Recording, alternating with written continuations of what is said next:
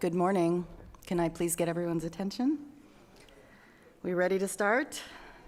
My name is Rula El-Sarraj, and I'm the director of the Center for Health and Biosciences here at the Baker Institute for Public Policy.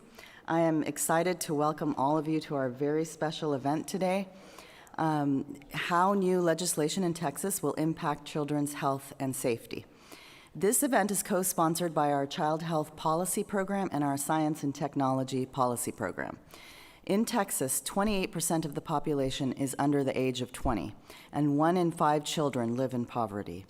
There is no doubt that non-medical drivers of health have a significant influence on the health and safety of children, as well as the built environment in which they live and thrive.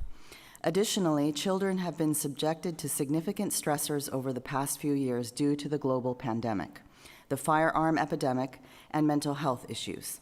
The lack of providers has led to the need to develop programs that address the impact of these factors creatively in order to provide the best possible care to children. Children need adequate representation among decision makers in order to understand how various policies can impact their unique needs.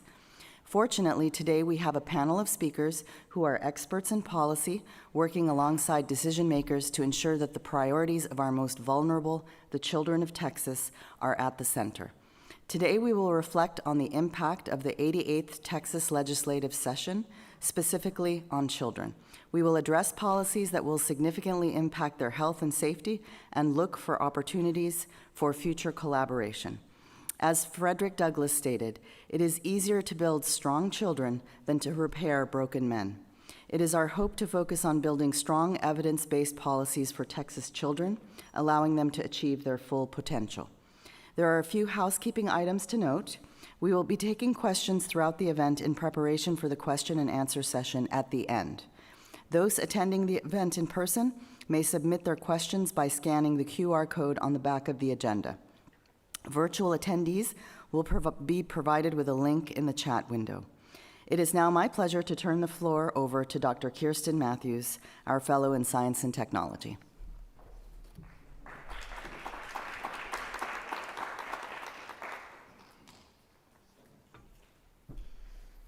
Good morning. Welcome to the Baker Institute.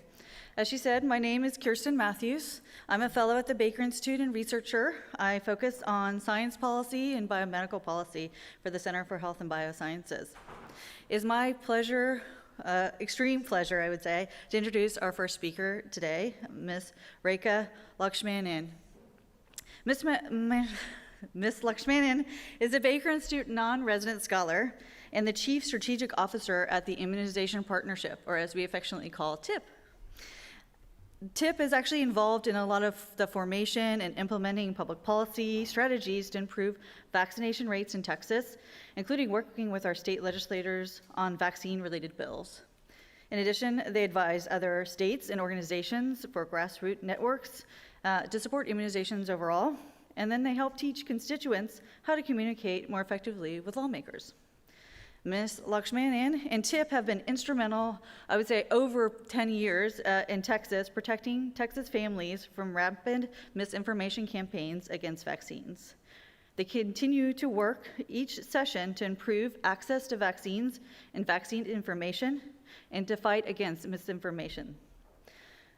Rekha herself has been a strong collaborator with the Baker Institute for more than 5 years. I've really thoroughly enjoyed working with her, and she's an amazing asset.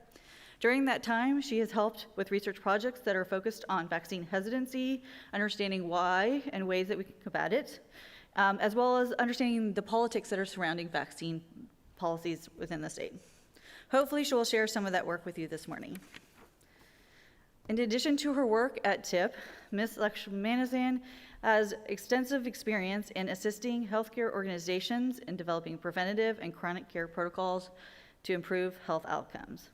This morning, she will discuss some of the work from the Immunization Partnership, some of the history of vaccine policy in Texas and hesitancy, as well as some of the major challenges advocates face in the last session, as well as in the future. So please join me in welcoming Ms. Rekha Lakshmanan for the stage for her talk, The State of Children's Health in Texas. How far are we going to go?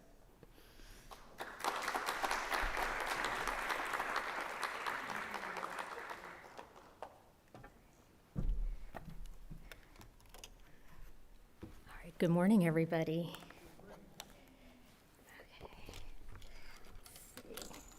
Sure got my clicker. I am pleased to be here to talk about the state of immunizations in Texas and the implications for immunization policy on children coming out of the 2023 Texas legislative session. Okay. The Immunization Partnerships Foundation was built on a response addressing a public health emergency amongst children. Okay. In the 1990s, Houston and parts of Texas was facing a measles outbreak. In response to that outbreak, Dr. Ralph Feigin, then physician-in-chief and head of pediatrics at Texas Children's Hospital and a strong child advocate, founded the Houston Harris County Immunization Registry to help providers better understand and assess the immunization status of children. In 2008, the registry folded into the statewide immunization registry, MTRAC. At that time, the board of directors determined that there was still an opportunity for a larger impact to improve immunization rates by broadening its services. Hence, the Immunization Partnership formed. In 2022, the organization refreshed its mission to strive to advocate for disease prevention using an impactful network of vaccine champions. The organization promotes education and evidence-based public policy on the health benefits of childhood and adult immunizations and has a vision, there we go, to be a voice for Texans who want to prevent disease. In close to 2 decades of advocating for public policy, the Immunization Partnership has seen over 150 vaccine-related bills filed, more than 20 bills enacted and signed into law, and with the majority of those bills being pro-vaccine, such as supporting access, improving education, and improving efficiencies in the delivery of immunizations. However, good immunization policies are beginning to erode because of vaccine hesitancy and an assault on science. The rapid dissemination of information with mis- and disinformation campaigns originating and spreading through social media has led to an increase in vaccine skeptics. The COVID pandemic served as an accelerant to decrease vaccine confidence. People were upset with public health mitigation strategies and intentional efforts by different activists and groups to undermine COVID vaccination added fuel.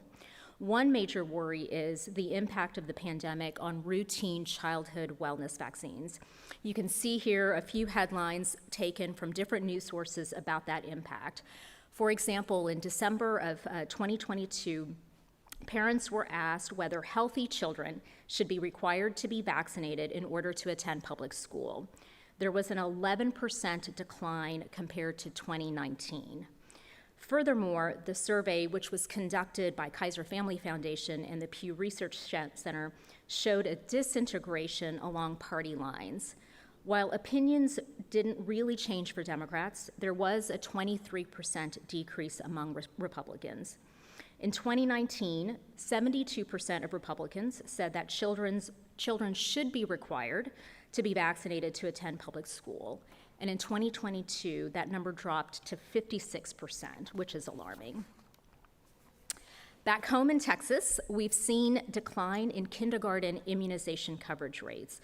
The blue bars represent the 2021-2022 school year, and the green bar represents the 2022-23 school year.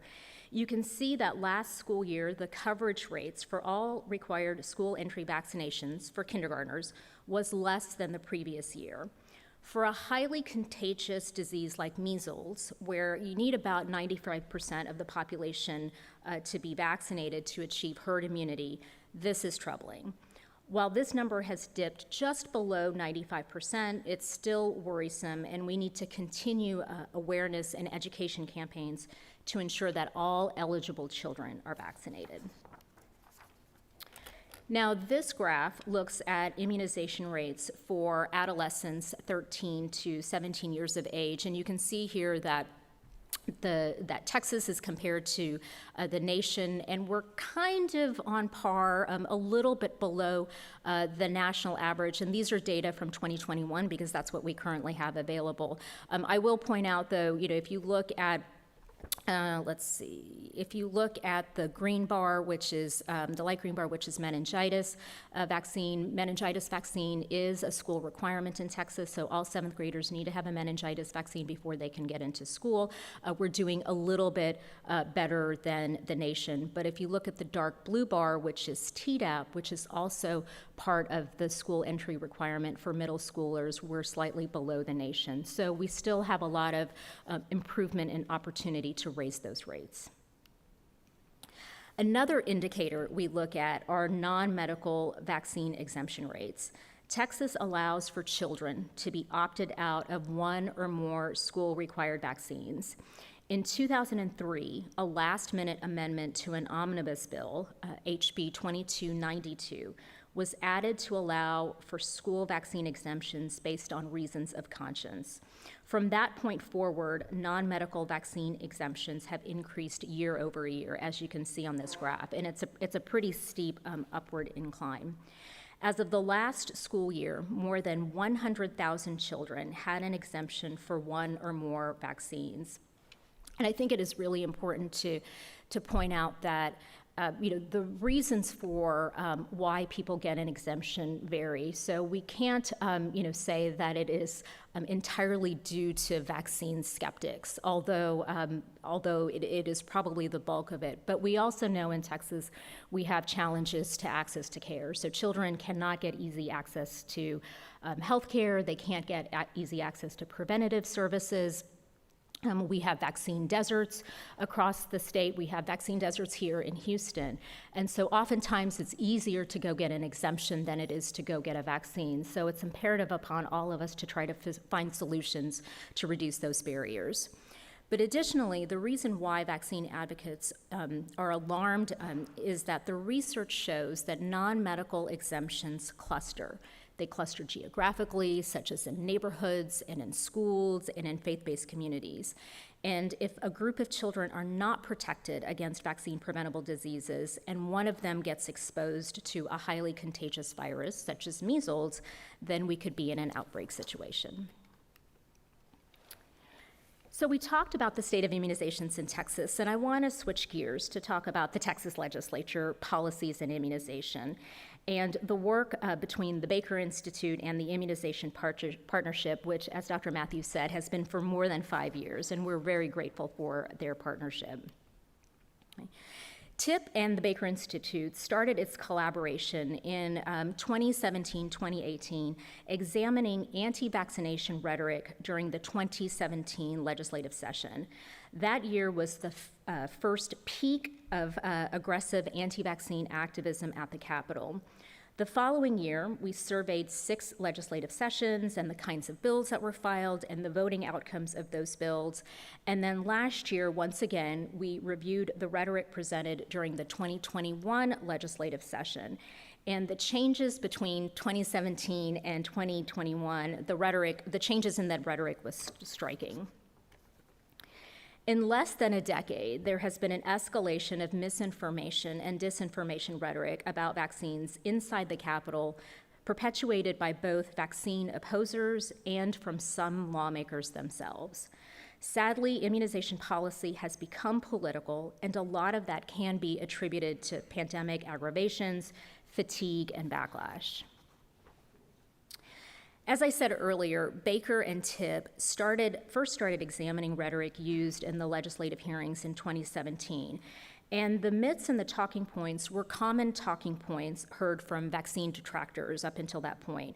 Their messaging focused on vaccines and health and the perceived harm and risk to benefit ratio. Statements like, herd immunity is not real, vaccines are more harmful than the disease, were frequently heard. And you can see here on the slides, the bubbles are actual quotes taken from public testimony during hearings on vaccine bills. So things like, vaccinations do not immunize, they interfere with the common immunological response to the respective diseases after subsequent exposure, or historically in the US and other industrialized nations, measles is benign. That means the majority of kids experience no complications, recover efficiently, typically enjoy a lifetime of actual immunity as a result. And as I said earlier, we then revisited the rhetoric heard during the 2021 legislative session. So 4 years later, the language shifted to civil liberties argument and an attack on science. Much of this stemmed, as I said earlier, from pandemic frustration and the government's public health mitigation strategies. 3 themes emerged in the 5 legislative hearings evaluated. One was medical freedom, including arguments like, I have the right to do what I want with my child. The next theme we identified was discrimination based on vaccination status. And then finally, an attack on science, which included scientists, government agencies, and research based on mistrust. I think it's really important to remember and to reiterate is that none of the legislation proposed took away anyone's right. That message is a false flag. For example, parents in Texas have the ability to decide whether they choose to vaccinate their child. We can see that clearly by the number of exemptions filed and the year-over-year increase. The sticky wicket is that choices have consequences, and that is what some people dislike and don't want to be held accountable for.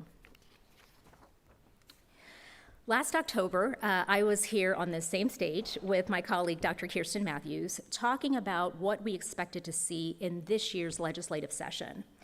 Based on what was happening in Texas, or based on what happened in Texas in 2021 and what was happening nationally, we anticipated lawmakers to file legislation affecting schools, such as weakening or even removing school requirements, limiting workforce health and wellness policies related to immunization, more legislation arguing civil liberties and vaccination status, and finally, bills dealt with vaccine technology and the use of cell lines.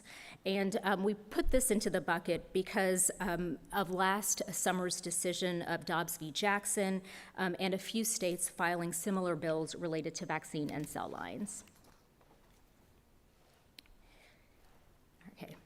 One of the best ways to summarize the 2023 session for immunization policy is this quote: "A vaccine is supposed to be the last thing you do when there's no other way to prevent disease." I'm going to repeat that again. A quote, "A vaccine is supposed to be the last thing you do when there's no other way to prevent disease." And this quote is by a Texas lawmaker during a hearing of anti-immunization bills heard earlier this year. So vaccine misinformation isn't just a throwaway comment by an acquaintance. It's being absorbed at the highest levels of state government. Oops. There we go. Okay. The prediction made in October 2022 was the reality in 2023. Despite good vaccine bills proposed, the vast majority of vaccine-related legislation introduced were vaccine limiting. There were bills filed to remove or alter existing school requirements. House Bill 807 and Senate Bill 1024, which was a sweeping omnibus bill which would have altered years of effective public health measures, such as shifting vaccine policy decision-making away from the state health department to the legislature and altering the ability to set future school requirements, was introduced. And that bill actually made it through the Senate, but died in the House committee it was assigned to. There were vaccine limiting bills related to workforce issues, and there was legislation filed purporting discrimination.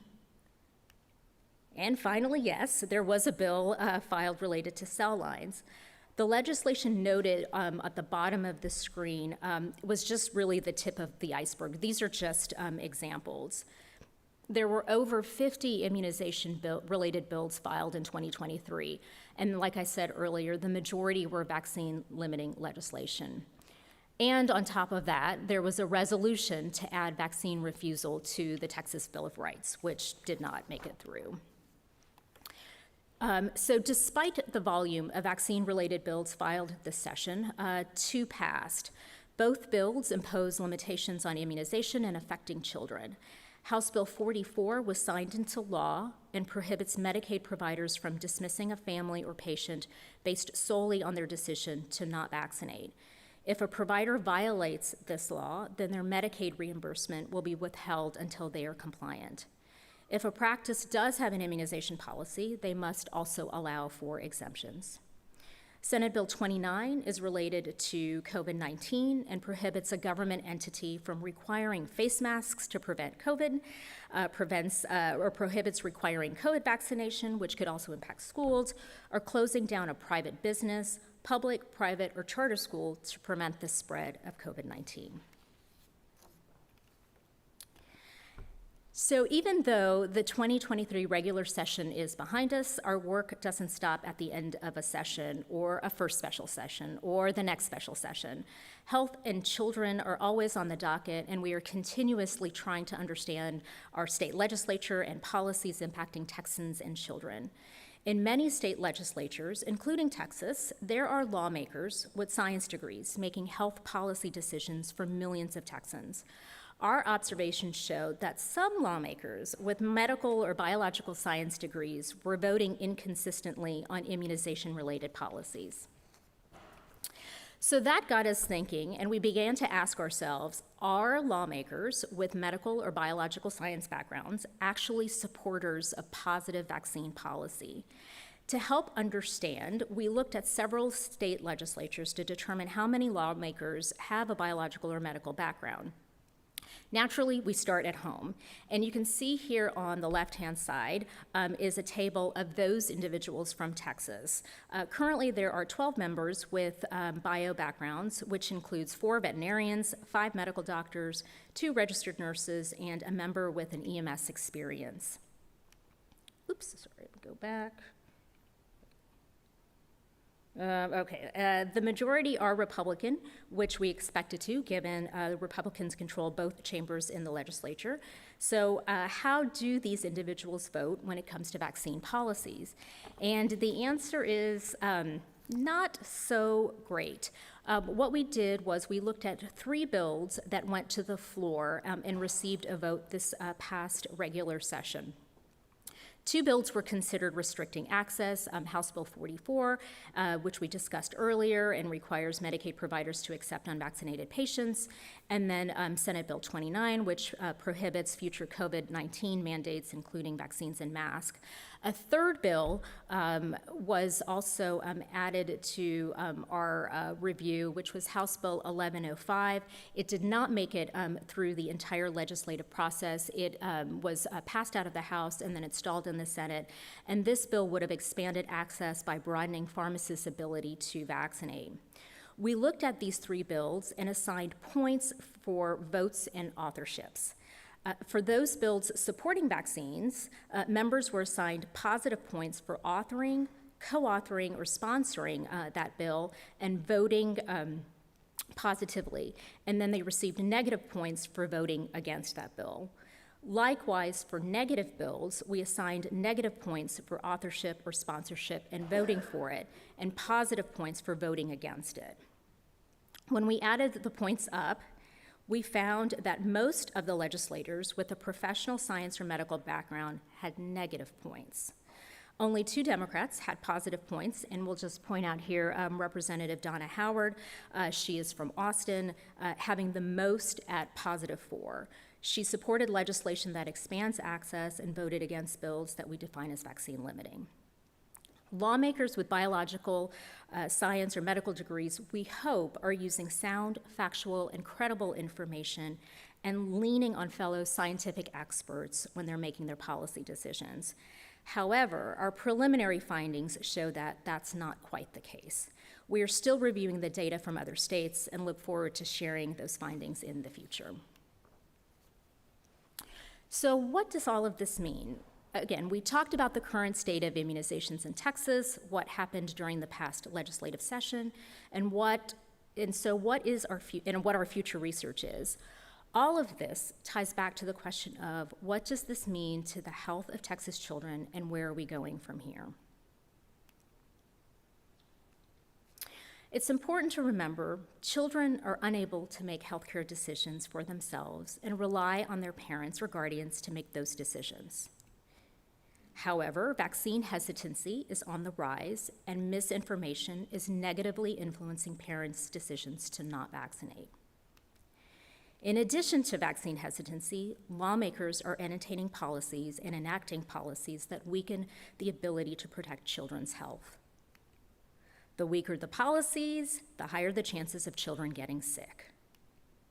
And the more children sick, the higher the chances that they're not in school, which then leads to increased absenteeism impacting educational outcomes. As more vaccine-preventable diseases emerge, more children become sick and possibly die, the worst outcome for something that can be prevented. My point with detailing this cycle is to illustrate that immunization plays a crucial role in a child's overall well-being.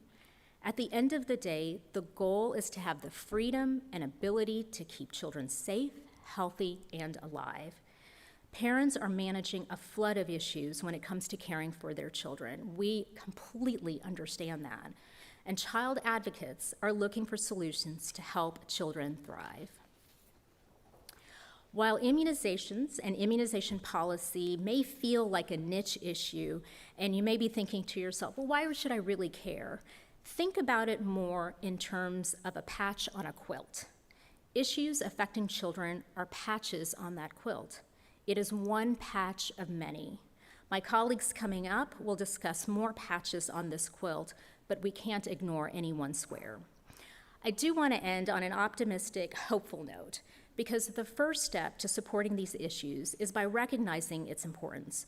The fact that all of you are here is the first step to show that there's a desire to find sound, reasonable policy solutions that will help improve a child's life and health. And with that, I want to thank you for the opportunity to present this morning, and special appreciation to Dr. Kirsten Matthews and the Baker Institute for their continued collaboration, and Wendy Ward at the Immunization Partnership for her support on this presentation. Thank you.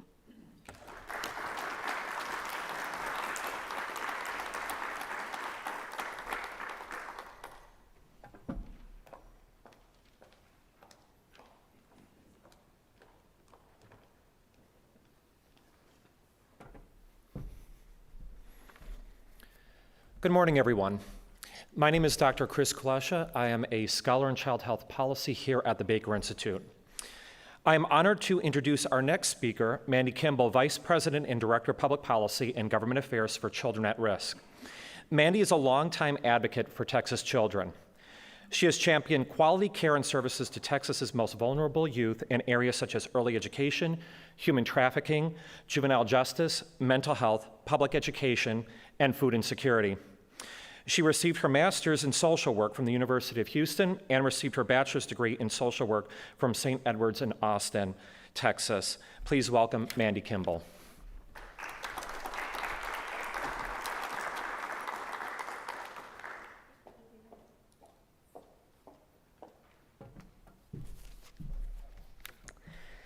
Good morning.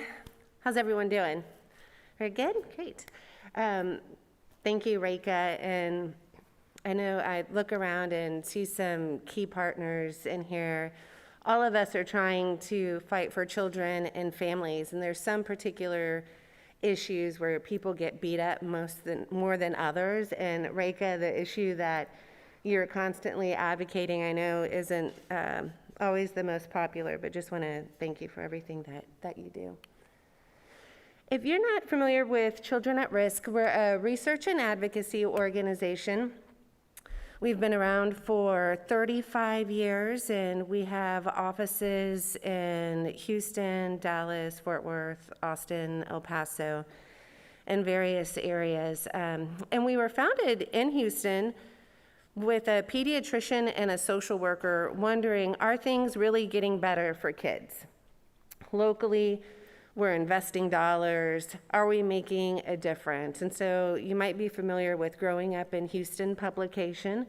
It started off with 12 indicators. It's now 135 indicators that you can see the trends on.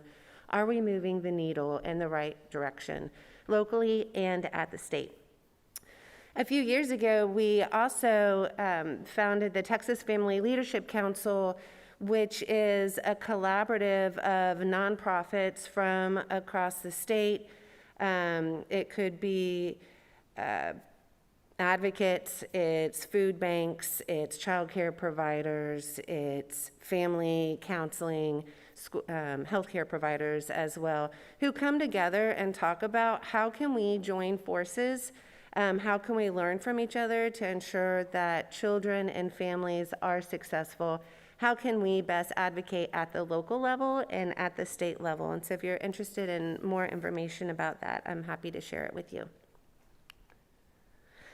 So our model of change is really research, collaboration, and advocacy. There's a lot of researchers, scholars in here. Data is important. How can we collect that information? How can we tell the story? But we also have to disseminate it, and we have to take that information and educate communities and also educate lawmakers.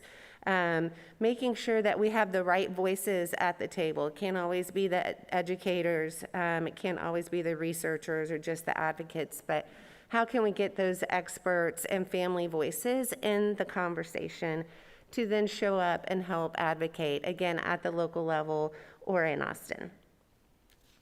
So that is our model, but today we're gonna bounce around on a few issues. So early childhood education, opportunity youth and public education, diversity, equity, inclusion, and human trafficking. I'm going the wrong way. There we go. So let's start off with early childhood education. And this is something that we know quality early childhood education is important for a child's development, but it's also important for our economy. It's important for working families. 1 in 5 children under the age of 6 with low-income working parents live in a child care desert. Since the pandemic, since 2019 really, 21% of child care providers have closed their doors. And those doors that are opened aren't necessarily at capacity. And when we look at the ecosystem, it's 3 levels. One is access.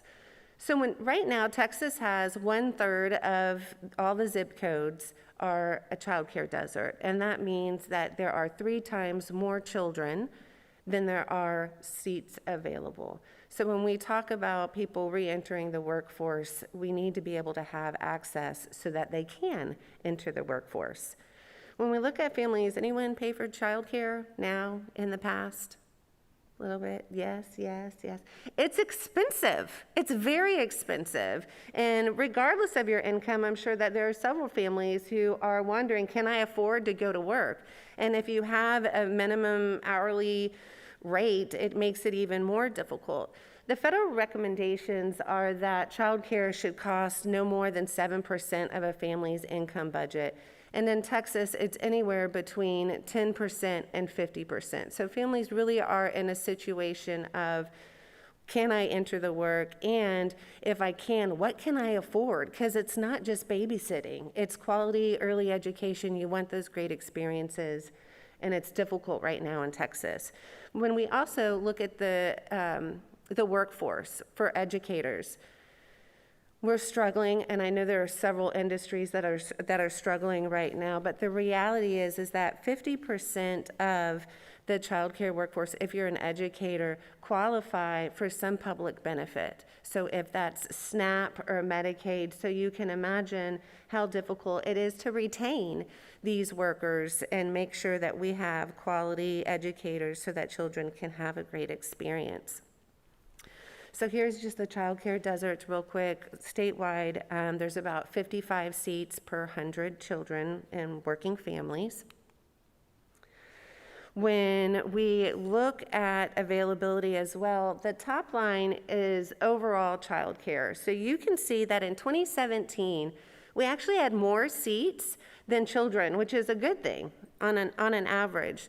The lower ones, the red, those are child care providers that accept subsidies or scholarships for low-income working families. And then also the bottom one is looking at quality. So when you look at the trend, overall child care has gone down. Providers that accept subsidies has increased, although still falling really short. But one of the main reasons that we see that increase is because during COVID, There were federal relief dollars, and Texas received $6 billion for childcare, and that was spread out to all the providers who got stabilization funds, but then they really focused those dollars also on providers who were serving low-income families, knowing at that point that a lot of those positions were vital to our economy, or they were still working towards the pandemic, trying to keep those doors open. Part of the concern right now is that those federal dollars are coming to an end. The last payment has gone out. All the dollars need to be spent by the end of November.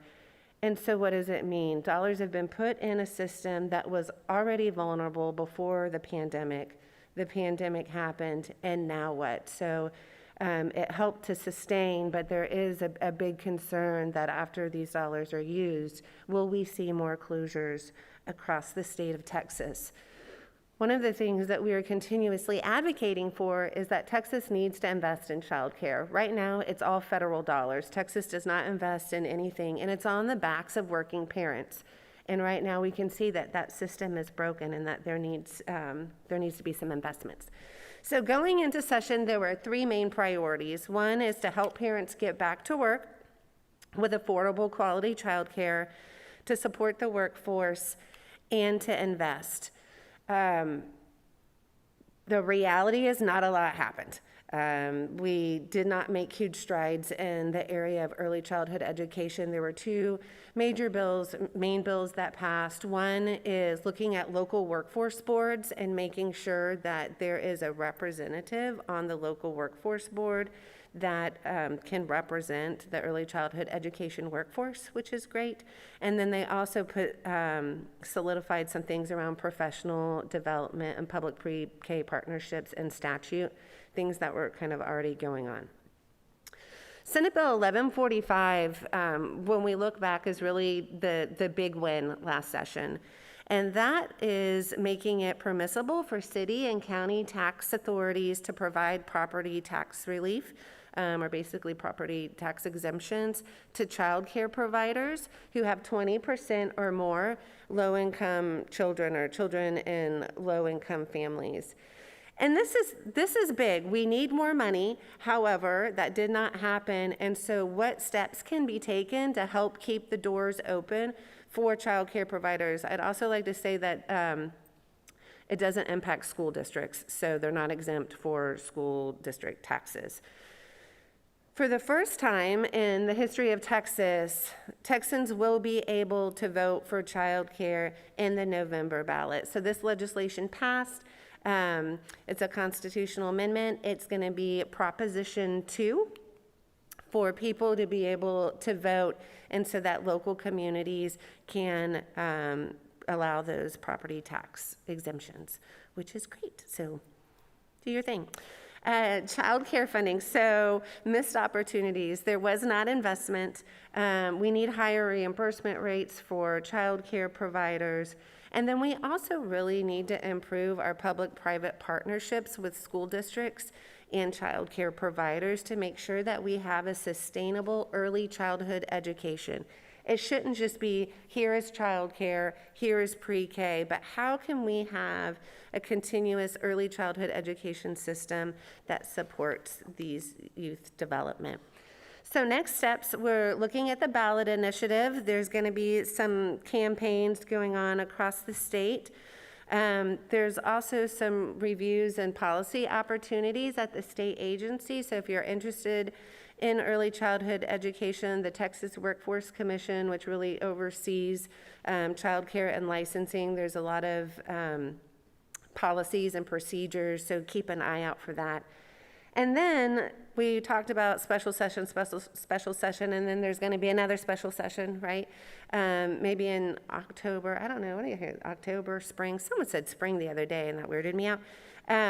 But to be able to make sure that early childhood education is involved in that larger conversation of public education. We know that the lieutenant governor is wanting to come back for vouchers, and then also there's several members who are wanting to talk about what supports can we put in the current public education system. We'd really like early childhood to be a part of that conversation. Okay, so now moving on to opportunity youth and public education. So in Texas, we have approximately 5 million students in schools. We have 63% of the students are economically disadvantaged, and 49% of the student population is at risk of dropping out.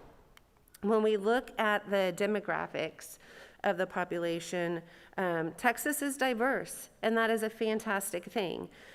With diversity also comes diverse needs, as I mentioned, at-risk populations.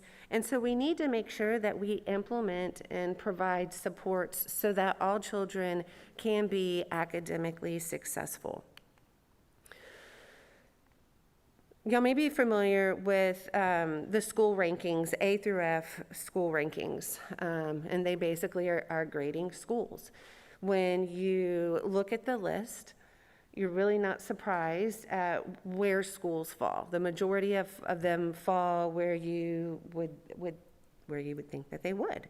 But what's important for us is to really identify those schools that are defying the odds, right? So if you think, oh, extremely diverse, low income, English language learners, trending wise, they're usually at the bottom of that list, right? Their grades aren't great. But what Children at Risk looked at was what we created gold ribbon schools. Where are those schools that have 75% or more economically disadvantaged students and they're scoring an A or B? What can we learn from that? And looking across the schools, there's about 2,300 gold ribbon eligible schools, the schools that meet the criteria. And out of that, we only saw 436 gold ribbon schools. And this is something that in the conversation that we have with the legislature, we can't simply just give them a grade. It's not just, oh, you have an A, B, C, D, or F. But what can we do to really ensure that the C goes to a B? And what are those supports that are working? When we look at these schools, what we see is leadership is key. Everybody wants more money. Schools need more money. How are they using the money? Are they getting enough money for those resources and services that they need? Some yes, some no, but leadership is key within the public schools. And oftentimes the Texas education system has a culture of, we have a really great teacher, fantastic, okay, you've served your time, now you can move on to another school, which maybe is more difficult or is less demanding. But how can we really replicate those high quality teachers, the high quality leadership in those struggling schools that need it? How can we strengthen community partnerships? And then most importantly, looking at attendance rates as well. Are the children showing up? Which leads us to chronic absenteeism. So Texas is one of the few states that does not have a definition for chronic absenteeism, and that is defined as a student who misses 10 or more % of the instructional time. When we look at the state average, we see an increase in chronic absenteeism, particularly with the pandemic from 2020 to 2021, a 3% increase. When we break it out by a little bit more and looking at populations of interest at the top, you can see that pregnant students, it declined, and that's probably because of virtual options, which is a great thing and new ways of how we can serve kids. But at the very end, historically, ESL bilingual students had the lowest rate of chronic absenteeism. However, during the pandemic, we see that spike. And so knowing that there are populations that need more supports is really important, particularly when it's increased by 6%.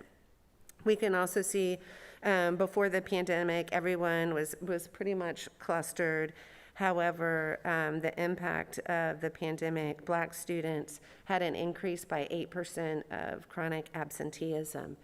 We're continuing to look at this data. We are not seeing the rapid decline after the pandemic that we want to see. And so as life has shifted, how do we make sure that students are getting to school? So what happened during session?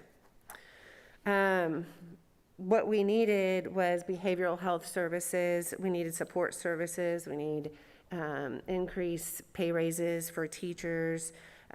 We need more teachers just in general, and just funding students, defining chronic absenteeism. And none of this really happened. So there's no student funding increase, no adjustments for inflation. There were no vouchers during the session, and there were no major increases in school-based mental health care services. And so be prepared for the special session. I know that some people are wanting to discuss vouchers. Other people are going to be coming to the table saying, can we take care of business that wasn't taken care of during the regular session to make sure that we have a stronger public education system? A couple of things that did pass was the religious influence in schools. So Senate Bill 763 allows religious chaplains to act as school counselors.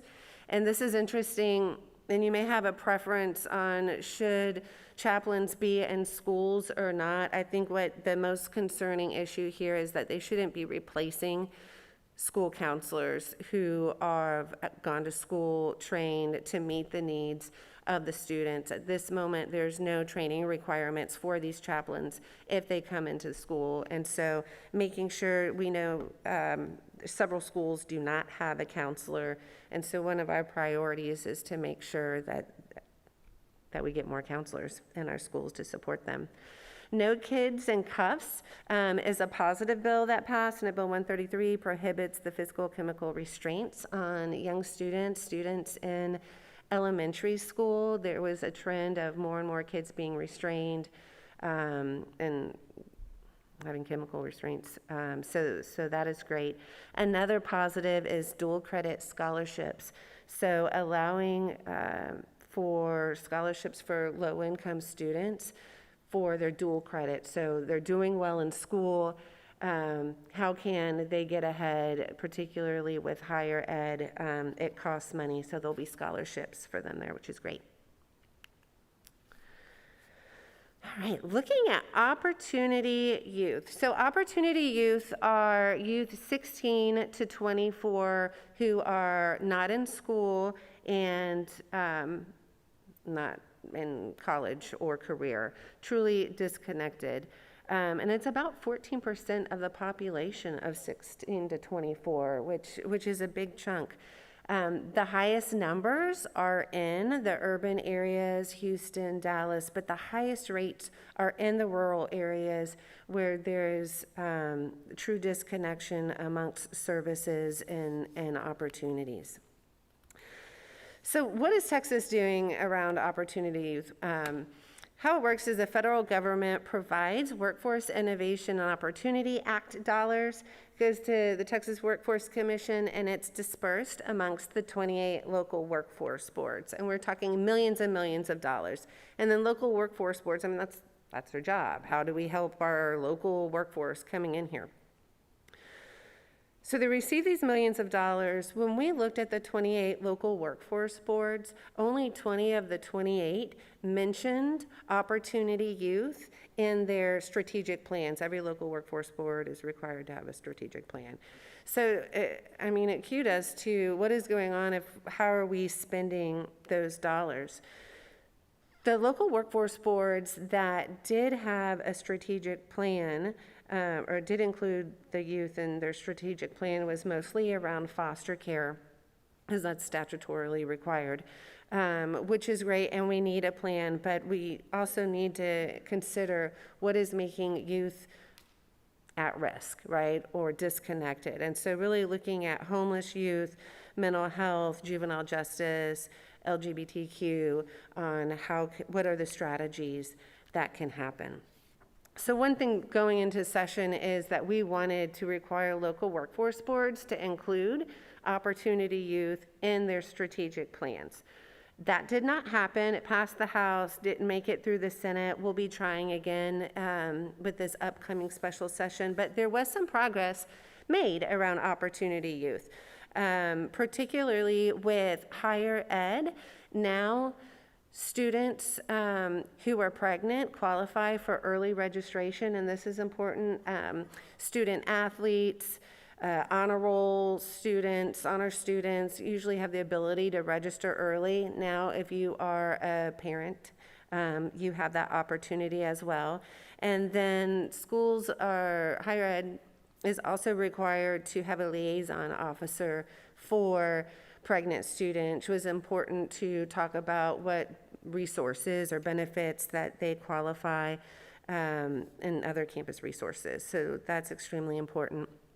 And then also House Bill 3631 passed, and it requires public institutions of higher education to provide information about mental health and suicide prevention. When we look at workforce development, progress was made in regards to cross-sector rural college career pathway partnerships. Particularly in rural areas, options can be limited. Rural areas just don't have the economies of scale to be able to have a wide variety of options. Legislation was passed that they can partner with other rural school districts, the students then, to be able to expand the pathways and supports that are provided, which is excellent. They're also looking at wage outcomes. There's a big focus on career readiness, as you know, looking at apprenticeships. If you get trained, if you go through the apprenticeship, what are the outcomes, the wage outcomes for that? Are you able to have a living wage? And then also looking at the availability. We have apprenticeships. Is it meeting the demand of industries in Texas? And I talked about missed opportunities. Again, that has to do with strategic plans. How can we improve our efforts, local efforts, if we don't have a plan around it? And chronic absenteeism really is a key in ensuring that children do not become disengaged. All right. When we look at diversity, equity, and inclusion, which was a hot topic this session. We went backwards in several areas. Even if legislation just didn't pass, truly feel that conversations were very hostile this past legislative session. One positive note that passed was the Crown Act. And it was amazing to see students from across Texas show up and use their voice on how they're being expelled from school, getting detention, not being able to graduate because of dress codes and the way that they wear their hair. And so there was a lot of education around protective hairstyles and dreadlocks, and it's not necessarily just a style. It's a cultural issue. It's a style that helps, especially girls, but boys as well, protect their hair. And so the Crown Act did pass, which prohibits race-based discrimination based on their hair type, texture, and style in schools, which is very exciting. There are also some conversations around religious holidays. And so two key issues was that assessment instruments cannot be administered on the first day of the week, on Mondays, I guess now, but also on religious holidays. So expanding it beyond the traditional Christian holidays, and I listed them all up on the screen so that there won't be any STAR tests or major grades tests on those days. Something else was notes for excused absences. Historically, if a student was missed from school because of a religious holiday, the only way it could be excused was if they received a note from a clergy member, which is very difficult in some faiths and some religions, and that's no longer required. Some missed opportunities. We know you can look at data, pick an issue, and we know that there are disparities. But what is being done? And state agencies, we talk about the legislature all the time and passing bills, but state agencies have a lot of power. They have a lot of money. They can make rules, policies, regulations, but truly administering billions of dollars. And so every 10 years they go through a sunset process. And one of the requests was to require during the sunset process to look at disparities, to report out disparities so that those can be addressed. That did not pass, but something that we will be working on moving forward. And then also looking at reestablishing the Office of Minority Health Statistics and Engagement. It's there, but putting funds into it. Okay, last issue. Everyone still awake? We're good? Okay, last topic, human trafficking. Folks think that human trafficking is an international issue. Reality, it is very domestic. It is U.S. children who are often being trafficked. Approximately 79,000 children are sex trafficked. I-10 corridor is the #1 route for human trafficking in the United States. But what's important is if you look at the last blurb, Children at Risk has mapped out illicit massage businesses, right?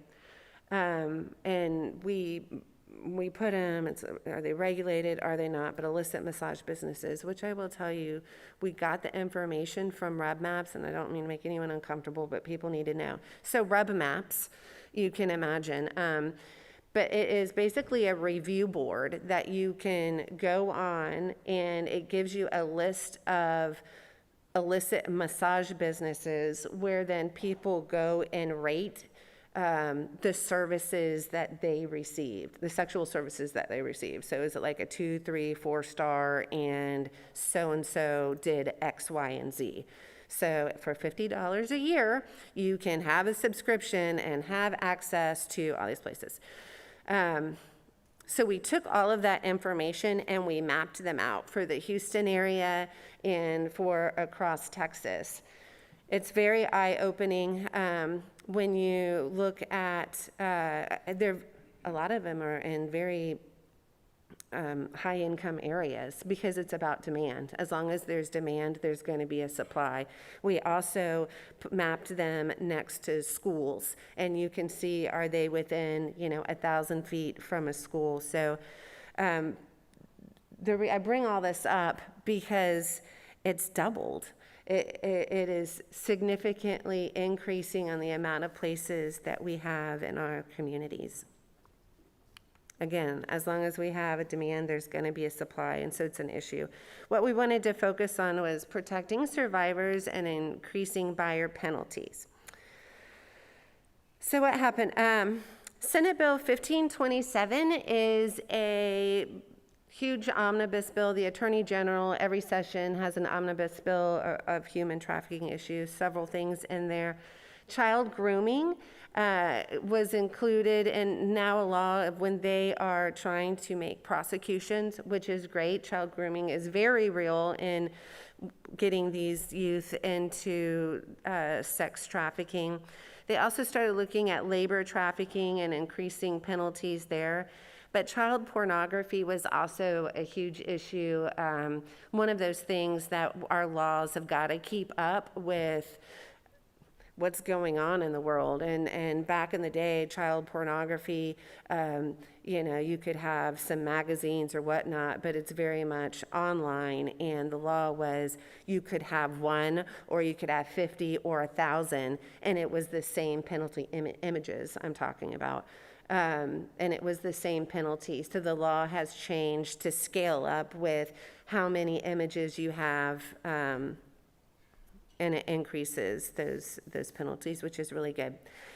Another bill that we worked on and excited that passed has to do with transportation network companies. And this is one of those things you gotta keep up. But it is 2023, and everybody, I mean, who doesn't use an Uber or Lyft or something, somewhere? Gone are the days where the traffickers or the pimps are driving the girls from point A to point B or picking them up. They're using transportation network companies like everybody else does. And so their law enforcement actually came to us and said, can you please help? We have a 12-year-old girl, 13, 11, 14 on a Tuesday, Wednesday night being trafficked at 1 o'clock in the morning. And we are seeing this across the state as we do these investigations. There was one good story out of Dallas where there was an Uber driver that had a girl, things didn't seem right, and so brought her to the police station. And that's what we want to happen. So House Bill 2313 requires transportation network companies to provide human trafficking to help disrupt the trafficking that is going on, and so that drivers know what to look for and know what to do if that is the situation. I'm not saying that, and I truly believe that they're not. Transportation network companies aren't wanting to, or even knowing that they're a part of it. So just making sure that they do their part. So excited about that. Around survivor services, just putting in more protections, child abduction, children who have been abducted, making sure that they're in the address confidentiality program. You can be abducted, you're not necessarily even trafficked, but very trauma, making sure that they receive protections, making sure that victims, survivors don't necessarily have to sit on a stand and point to their trafficker or their abuser. So eliminating the third-party identification requirement in order to be eligible for grant programs and restorative programs for them. And then also in regards to child labor, they have strengthened the laws. If it was reported or thought that child labor was going on, TWC, Texas Workforce Commission, would come and investigate, and they would just determine, is it happening or not? Now there is an appeals process that if they want to try again, there's a path for them to do so. In regards to illicit massage businesses, making it easier for landlords to evict tenants that don't have a license. So that helps get at the situation. And then, you maybe didn't know this, but now if you have a sexual assault offense, you can no longer be a masseuse or get a massage license, which you almost consider, but that wasn't the case, and now it is, so feel safer. So we are really just trying to take steps in the right direction. Several things that didn't pass that would have helped, particularly the tattoo or piercing studios, making sure that those tattoo artists do have the training of what's going on. Oftentimes, youth are branded and the signs or the tattoos mean something, so trying to do that. And then also being able to put more dollars into local communities to help law enforcement fight and combat human trafficking. That was a lot. And everyone's awake, so I appreciate it. We're good. Bouncing around. So that is it. I look forward to talking with y'all in a little bit.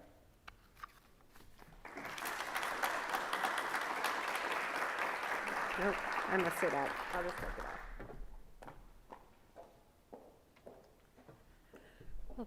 Thank you so much, everyone, for your time and your attention. We're going to take a short break to allow everyone to stretch their legs and grab a little bit of a snack. I also want to remind you that we are collecting questions for the Q&A. It is on the back of your agenda here. And for those that are watching virtually, please refer to your chat so that you can go ahead and submit your questions as well. If you are enjoying today's event so far, we do have a future upcoming event on September 15th, looking at how we address closing that COVID achievement gap in education. And so you can refer to the back of your agenda as well to look at future events with Baker. We will reconvene. We are running a little ahead of the agenda, so we will reconvene at 10:30. Those who are watching virtually, come back at 10:30. Thank you so much.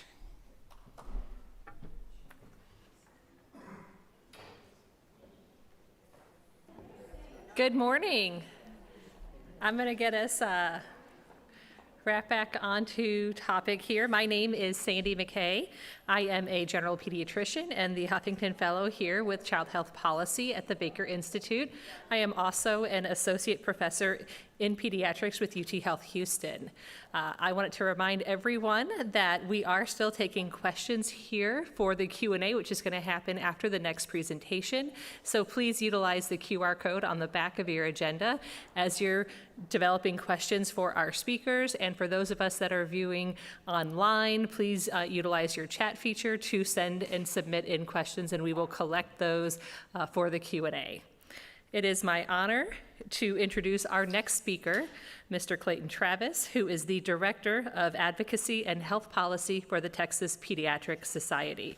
He has served in this position for over 9 years, working to advocate for the children and pediatricians to help promote the health and safety of children here in Texas. He has worked in 5 legislative sessions in Texas in various roles and has expertise in policy. He has a master's in social work from the University of Texas in Austin and has served to represent the Voice for Children in Austin. Thank you, and let's welcome Clayton Travis.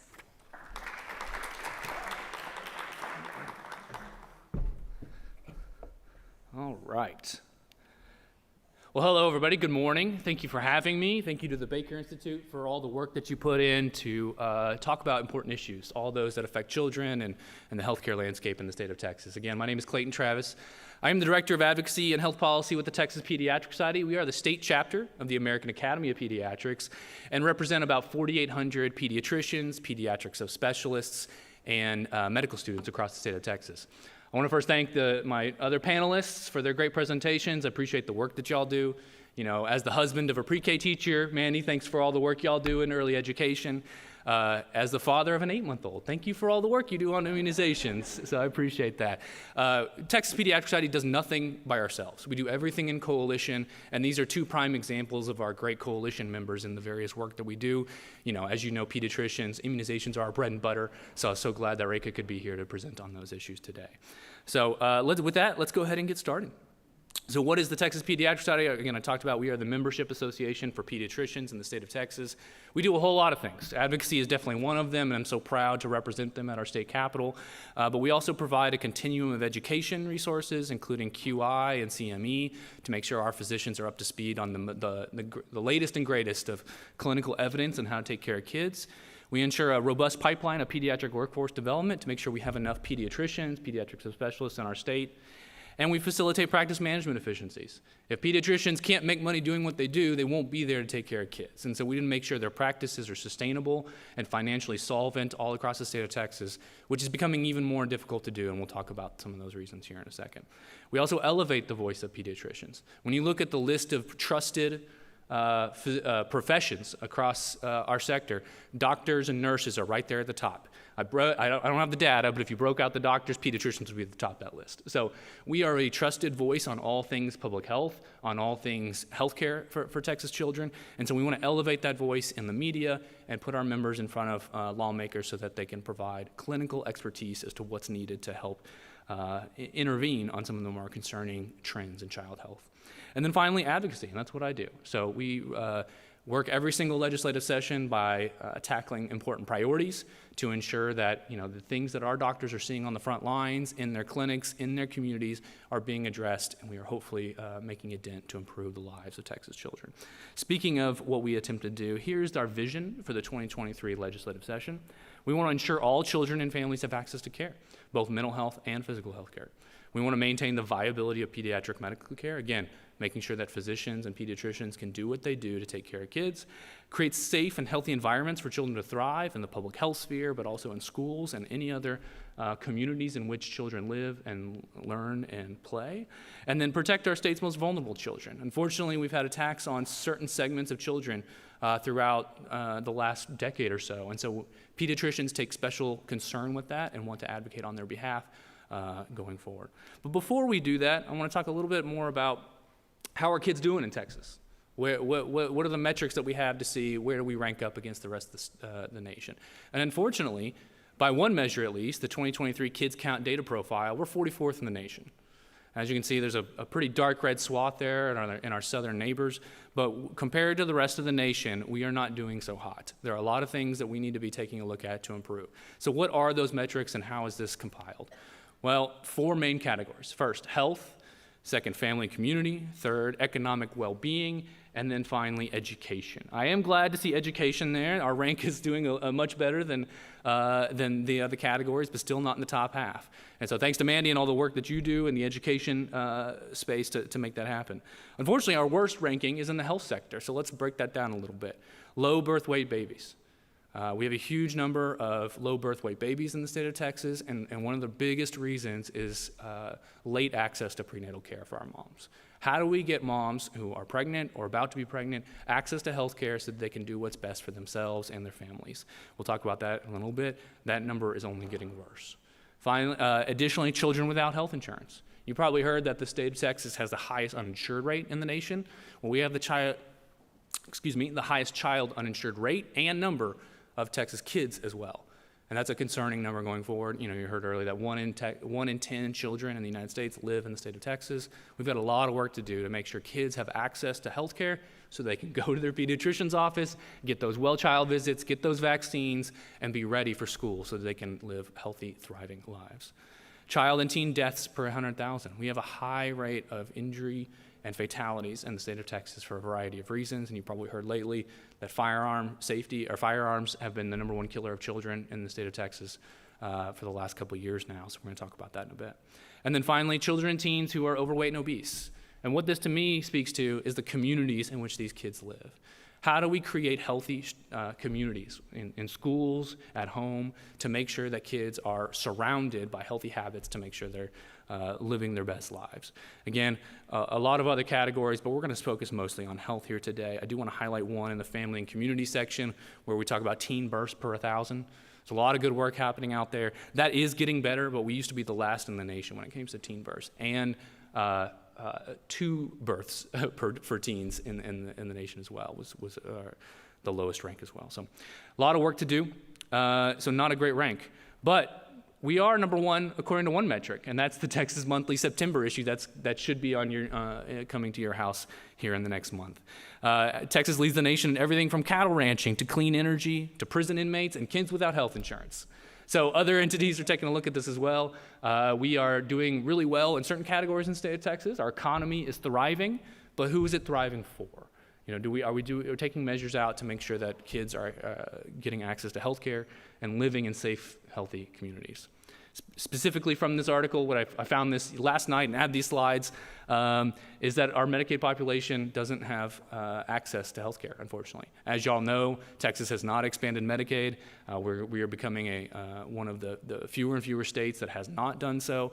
And so low-income parents, low-income Texans don't have access to health insurance who live in that coverage gap. Again, make too little to provide, to get health insurance through the marketplace.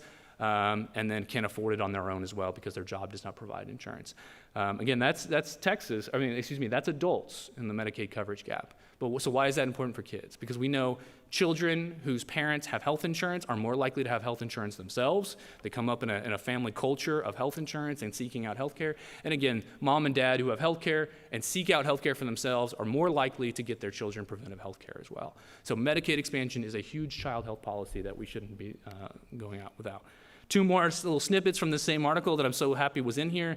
Unfortunately, speaking to where we're last, the child uninsured rate again of 11.8%, the highest in the country, more than double the national average. So no, we're not just last, we're very, very last. In addition, the impact on Medicaid and not expanding is being seen in our rural hospitals who are on life support. Nearly 26 of the 150 rural hospitals across the nation that have closed down over the last decade are in Texas. So our rural communities are struggling. Our pediatricians don't have areas to send children to the hospital to, whether it's pediatric subspecialists or emergency care. So we're really struggling, and one of the things that we really need to take care of. Before we get into what happened in the legislative session, I want to provide some context, though. It's important to understand we are coming to the table with policy solutions, with priorities from our organizations and others to get things done, to make them pass. But how do we do that? And what context are we working within?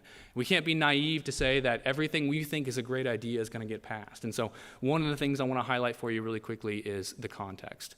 And the first and foremost is political realities. You know, this is a political system. Policy does not happen without those who elected making decisions to improve. And so the big three, Governor Abbott, Lieutenant Governor Patrick, and Speaker Phelan, make a lot of the decisions as to what happens in that building. They set out priorities at the very beginning of session and expect their priorities to be voted on first, to get through the committee process first, and be passed first. And so we have to do something there. It's important to remember, I probably don't have to tell you, but Republicans hold all statewide offices in the state of Texas and have a majority in both chambers. So nothing gets done in this state without Republican leadership, without Republican buy-in. And so anything that you bring to the table to craft has to meet that narrative going forward, whatever Republicans feel is important, and oftentimes what Republican primary voters feel is important to get things done. And so child health policy needs to meet them where they are when it comes to getting things passed. Again, the breakdown's there, but it's pretty stark. Senate priorities are set by Lieutenant Governor.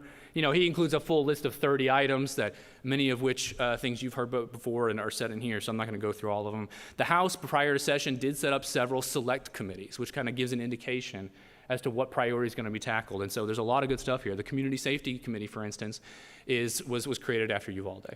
You know, after the Uvalde shooting, Speaker Phelan said, we have to do something. I want to bring my members together to talk through solutions, both on the school safety side, but there was an acknowledgement that firearm safety needs to be a part of the conversation. And so all bills related to firearm safety, gun control, were sent to this committee to be discussed as well.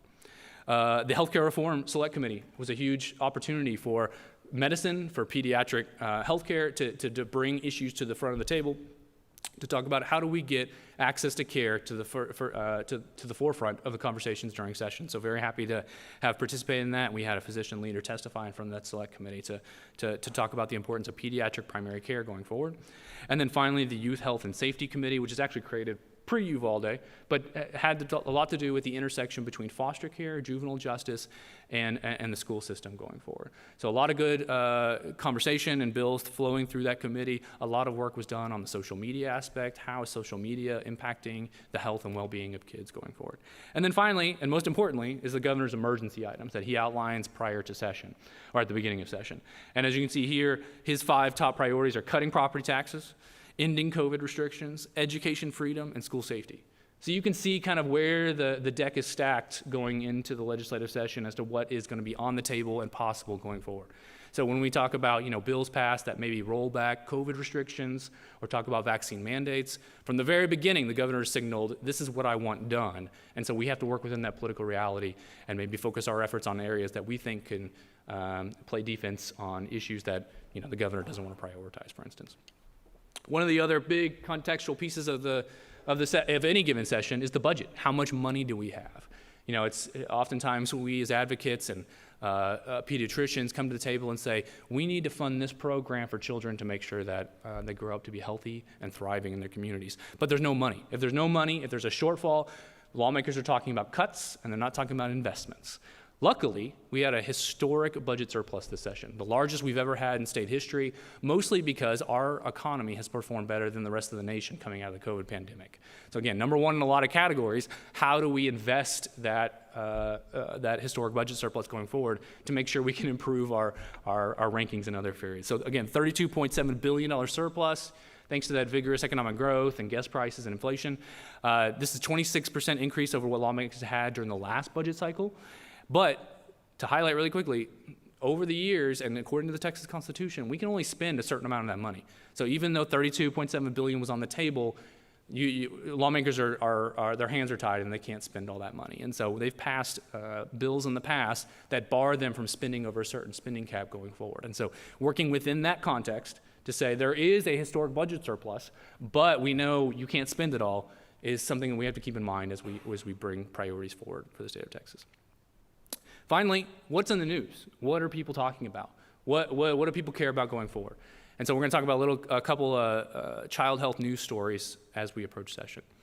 So back in June of 2022, again about 6 months prior to the legislative session, unfortunately the Attorney General came out with a legal opinion, again not law, but a legal opinion, that gender-affirming care, basically best practice medical care for children who want to transition or who are transgender, is child abuse in the state of Texas. And that the Department of Family Protectives should be going out of their way to find families who are providing this kind of care to children and prosecuting them as child abusers. Again, a legal opinion, doesn't have the force of law, but then unfortunately the governor sent a letter to his commissioner, the one he appointed, the Department of Family Protective Services, to say, we want you to follow through on this. And DFPS, our child abuse agency, charged with keeping children safe, began investigating families for child abuse whose children were going through gender-affirming care treatments.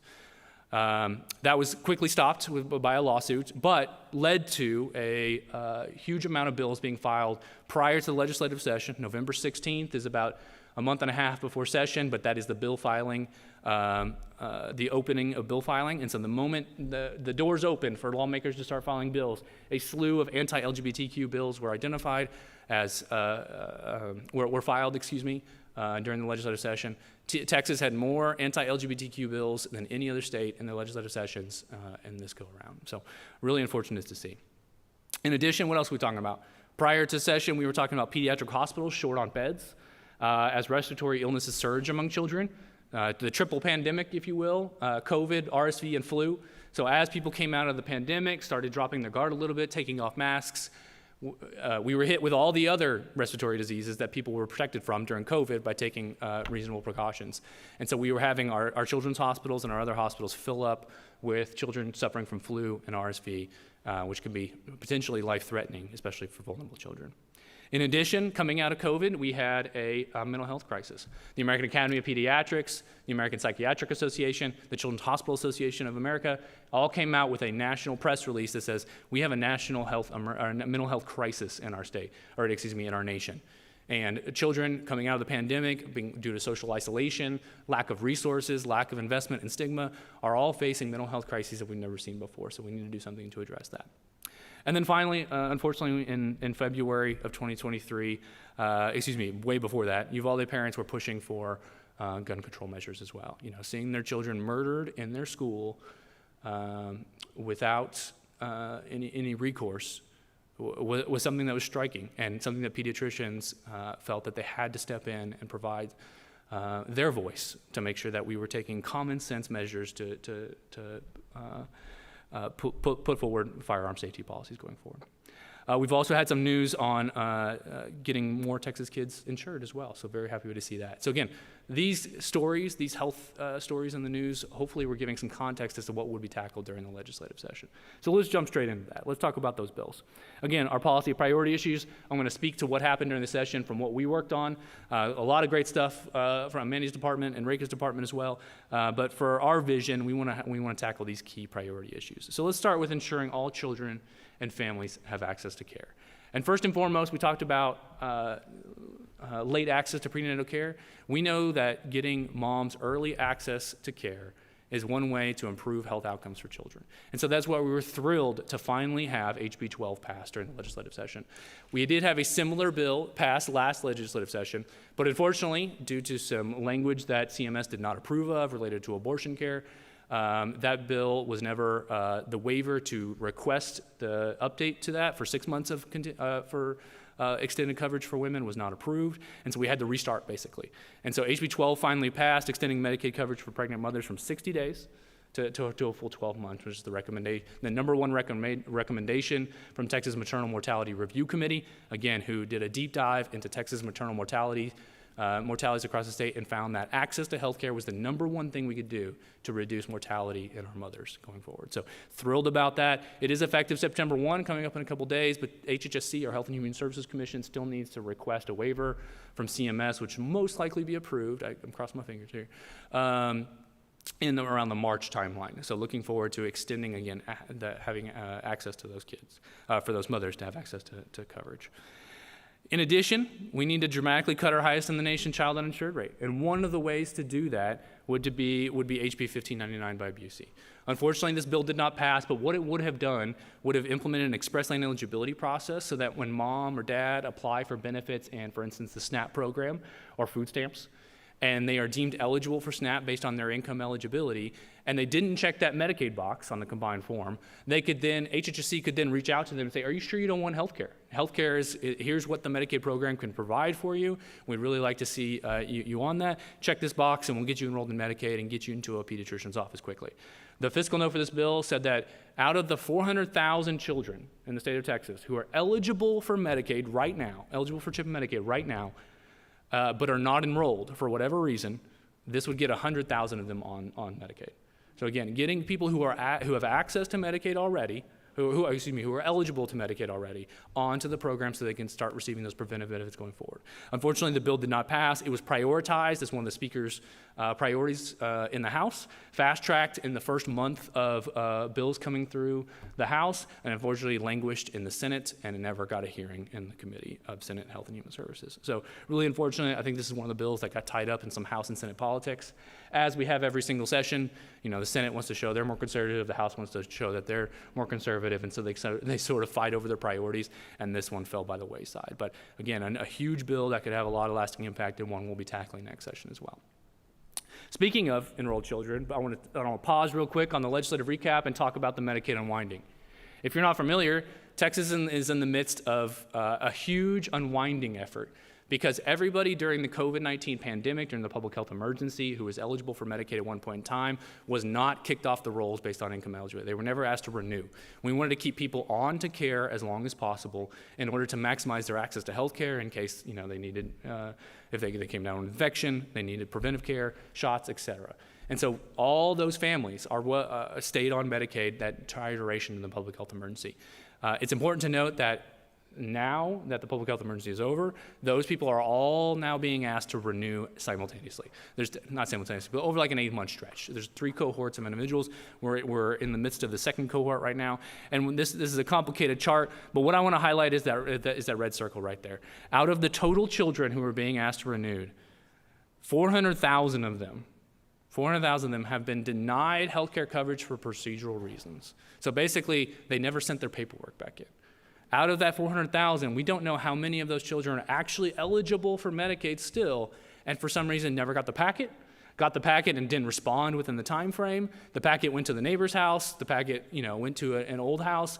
We know that the Medicaid population moves around a lot. So there is a huge concern as to whether that number, how accurate that number is, and if we are going to be losing a ton of children who are eligible for Medicaid coverage, but for whatever reason, maybe they didn't respond and they were procedurally denied, did not get coverage. So key messages for you as healthcare stakeholders, as individuals in your community. I want you to know that if you work with a Medicaid client or a CHIP client or someone who thinks that they are, that they need to be looking for these yellow envelopes with action required at the very top. I've got a picture for you, and to respond right away. In addition, they need to make sure their information proactively is up to date on yourtexasbenefits.com.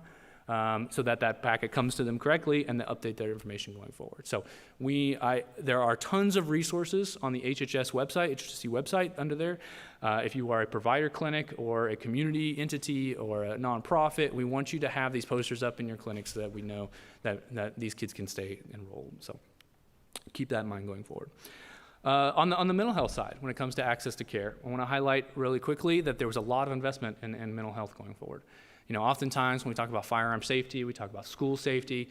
There isn't not every Republican is running to the voting booth to put forward gun control laws, and instead they want to take a look at mental health in a lot of ways. And so there was a lot of investment here. There wasn't as much in schools, and Mandi talked about that as well, but the Texas Child Mental Health Care Consortium, which is a consortium made 2 sessions ago, did receive a good amount of funding and an increase over the years. This has 2 key programs that we as pediatricians specifically love. The Texas Child Health Access through Telemedicine, which is telemedicine psychiatric services in schools. Again, this program started before this session, but has continued to receive funding. And then the Child Psychiatry Access Network. And this program allows a pediatrician, a primary care pediatrician, to get on the phone with a child and adolescent psychiatrist within 30 minutes anywhere in the state and consult with a psychiatrist to provide the best practice care to kids in their office. Again, we have nowhere near the level of child and adolescent psychiatrists to provide care to kids. And so we need to figure out ways to empower primary care offices to take care of that need, and the CPAN program does just that. In addition, we had some other interventions that really help to provide care at intermediate levels of care to keep children in crisis out of emergency rooms. Mental health care should not be provided in an emergency room. It should not be provided in a juvenile justice system. It should not be provided through the foster care system. It should be provided through a healthcare centered home, and hopefully in coordination with specialty care. And so one of the ways to do that is to create 4 additional crisis respite units across the state to give parents and caregivers respite services so that when children are going through crisis, it doesn't escalate into a situation where there needs to be residential treatment. $14 million for youth mobile crisis outreach teams. These exist on the adult level, and so it's great to see that these expanded at the youth level. There was a specific investment into multisystemic therapies. MST is one of the best practice therapies that we can provide throughout the state for those extremely high needs kids. It's been piloted in many ways in the Houston area, specifically in the Houston juvenile justice system, to provide a wraparound approach for kids who really need that investment. It's like 1 case manager per 1 child, and they are there to provide any kind of care 24/7. And so really happy to see that expanded into other communities. And then again, some love for Uvalde as well. So $10 million to partner with the Hill Country Local Mental Health Authority in Uvalde and to start up a new behavioral health campus there. So really thrilled about the investments in mental health. Let's talk a little bit about maintaining the viability of pediatric medical care as well. Again, we want access to care. It's one of the biggest things that we need, and in order to do that, you need to have a workforce of pediatricians to take care of them. So first and foremost, we have not seen an investment in our state's Medicaid network in more than 2 decades. The last time it happened was due to a lawsuit. If you're not familiar, the FRU lawsuit in the state of Texas basically claimed that children were not able to access healthcare services in the state's Medicaid program because providers were not being paid enough to want to take care of these kids, and they were not coming into the networks. And since then, we haven't had an investment. And so we were thrilled to finally, after 2 decades, get an investment in our pediatric physician network. It's $126 million of all funds over the biennium. All funds, if you're not familiar, means general revenue, so state tax dollars, plus federal dollars, matching dollars going into it, for a 6% increase for all services for children 0 to 20. So straight E&M code, bump for pediatrician services. Again, not a huge amount. It's just for some context. The state Medicaid program, depending, the codes differ, but if you were to average them out, state Medicaid pays about 72% of what Medicare pays for the exact same service. So your child's pediatrician gets paid 70% of what grandma's physician gets paid for in Medicare. Doesn't make a lot of sense to me. We want to invest in early intervention and prevention. We want kids being seen by pediatricians. And in order to do that, you need to entice them to come into the Medicaid program because otherwise their practice is not financially stable. In addition, there was $15 million all funds for the biennium for a 6% increase in birth and women's health-related surgeries. Again, we want to tackle providing early care to moms as well. And then, that's some fancy jargon there that basically says that none of this money can go into the pockets of Medicaid managed care organizations, which are the private and nonprofit insurance companies who administer our Medicaid program. We are in the state of Texas, if you're not familiar, we are a 97% Medicaid managed care state, in which, again, for-profit, nonprofit entities provide that, administer that benefit. And then there's a report due specifically on looking at the difference between 0 to 4 and 5 to 20, because there were multiple proposals on how to increase physician rates during the legislative session. So a huge win for us to increase the access to pediatricians, access for children to pediatricians in the state. It'll go towards both primary care and subspecialty care as well. In addition, we need to look at the workforce in the state of Texas. You might be surprised, you might not. There are many, many counties in the state of Texas who don't have a single pediatrician, not a single one. And so how do we invest in our workforce so that we are enticing the best and brightest medical students to Texas to get their residency programs here and then practice in the state of Texas? We know that when medical students do the residency at a certain location, they're very likely to stay and practice in that area as well. And so love to see a 17% increase over the previous biennium for GME expansion, graduate medical expansion grant programs. Again, we want that 1.1 to 1 ratio. So of medical students who are graduating the state of Texas to slots available for them to do their residency programs. Because we want everyone in Texas to get a residency slot, and then we want the best from Oklahoma, and then we want the best from New York, and we want them to come here and practice and take care of our kids. So that's what that ratio is all about. Incentivizing physicians to come here, how do we help them? Well, helping them with their loans. And they take out a lot of loans to practice, to go through medical school and residency. And so an increase there for the Physician Education Loan Repayment Program. 11.7, about a $2 million increase for the JAMP program, Joint Admission Medical Program, basically scholarships to low-income and disadvantaged youth to go into medical school to begin with. So we have a diverse workforce. I appreciate the discussions about diversity, equity, inclusion. We need a diverse physician workforce in the state of Texas because we know that patients trust those professions more when they look like them, they come from them, they have those cultural sensitivities. And then finally, an increase in the primary care preceptorship program, which TPS facilitates, connecting medical students specifically to pediatric practices so that they can learn the benefits of becoming a pediatrician. They may not know what they want to do at that second year of medical school, but the moment that they start practicing pediatrics with a primary care pediatrician, that's what that program does. So let's talk about creating safe and healthy environments for children to thrive. So this is kind of our overall public health bucket. This is where my immunization talk would be, but Rekha covered it beautifully, as immunizations are bread and butter. But I do want to talk a little bit about social determinants of health. That's been talked about a lot. We know that there are many, many factors that lead to poor health outcomes in the state of Texas. Many of them include access to care, which we talked about, but also the communities in which people live, what are impacting them. And so we really looked out to how do we promote resilient families and communities, again, building on the resiliency, not talking about the deficits, by addressing non-medical factors, including establishing a Medicaid policy framework to better integrate clinical and community services such as healthy food and safe housing. So that's a lot. What does that actually mean? It means using the biggest chunk of money in our state budget as it relates to healthcare to finance interventions related to social determinants of health. There are ways in the state of Texas that nonprofits are doing amazing work across the state of Texas, but using the Medicaid program as a force multiplier to finance these interventions for low-income, disadvantaged Texans who qualify for Medicaid is one of the best bang for our buck I can think of. And so, unfortunately, we didn't get quite there, and we're going to talk about 2983 here in a moment, but a couple other incentives that we did. HB 1, which is the budget bill, includes $6 million GR, general revenue, over the biennium, to provide grants to organizations implementing nutrition incentive programs across the state to connect low-income consumers with agricultural producers. So think of SNAP double-up food bucks. That's basically one of the best programs out there that does this. If you are a SNAP beneficiary and you want to spend your money at a local farmer's market or even just the grocery store, and if you buy fruits and vegetables, your money goes twice as far. So again, incentivizing families to make some healthy choices going forward. HB 1287 updates our SNAP vehicle asset test limits. So they have been updated since the late 70s. And so basically, if you owned a car to get to work, to take care of yourself, to become self-sufficient, to hopefully get off SNAP one day, that hurt against you when it came to whether or not you qualified for SNAP to begin with. So again, updating the vehicle asset test limits based on inflation, that really spoke to lawmakers this session because of our rampant inflation in the United States. And we updated those for the first time since 1970. I want to give a huge shout out to some of our partners. Again, TPS doesn't do any of this work on our own. On that first section, the American Heart Association was a key player. Sustainable Food Center, a local nonprofit in Austin, huge advocate for the double-up food bucks. And then on 1287, specifically Feeding Texas, the Food Banks Association of Texas, who were instrumental in getting this passed and working these bills. Finally, speaking more to the priority at the top, HB 2983 by Representative Dr. Oliverson created a pilot program to provide pregnant women in the Medicaid Nutrition Assistance Program with food RX programs, medically tailored meal programs.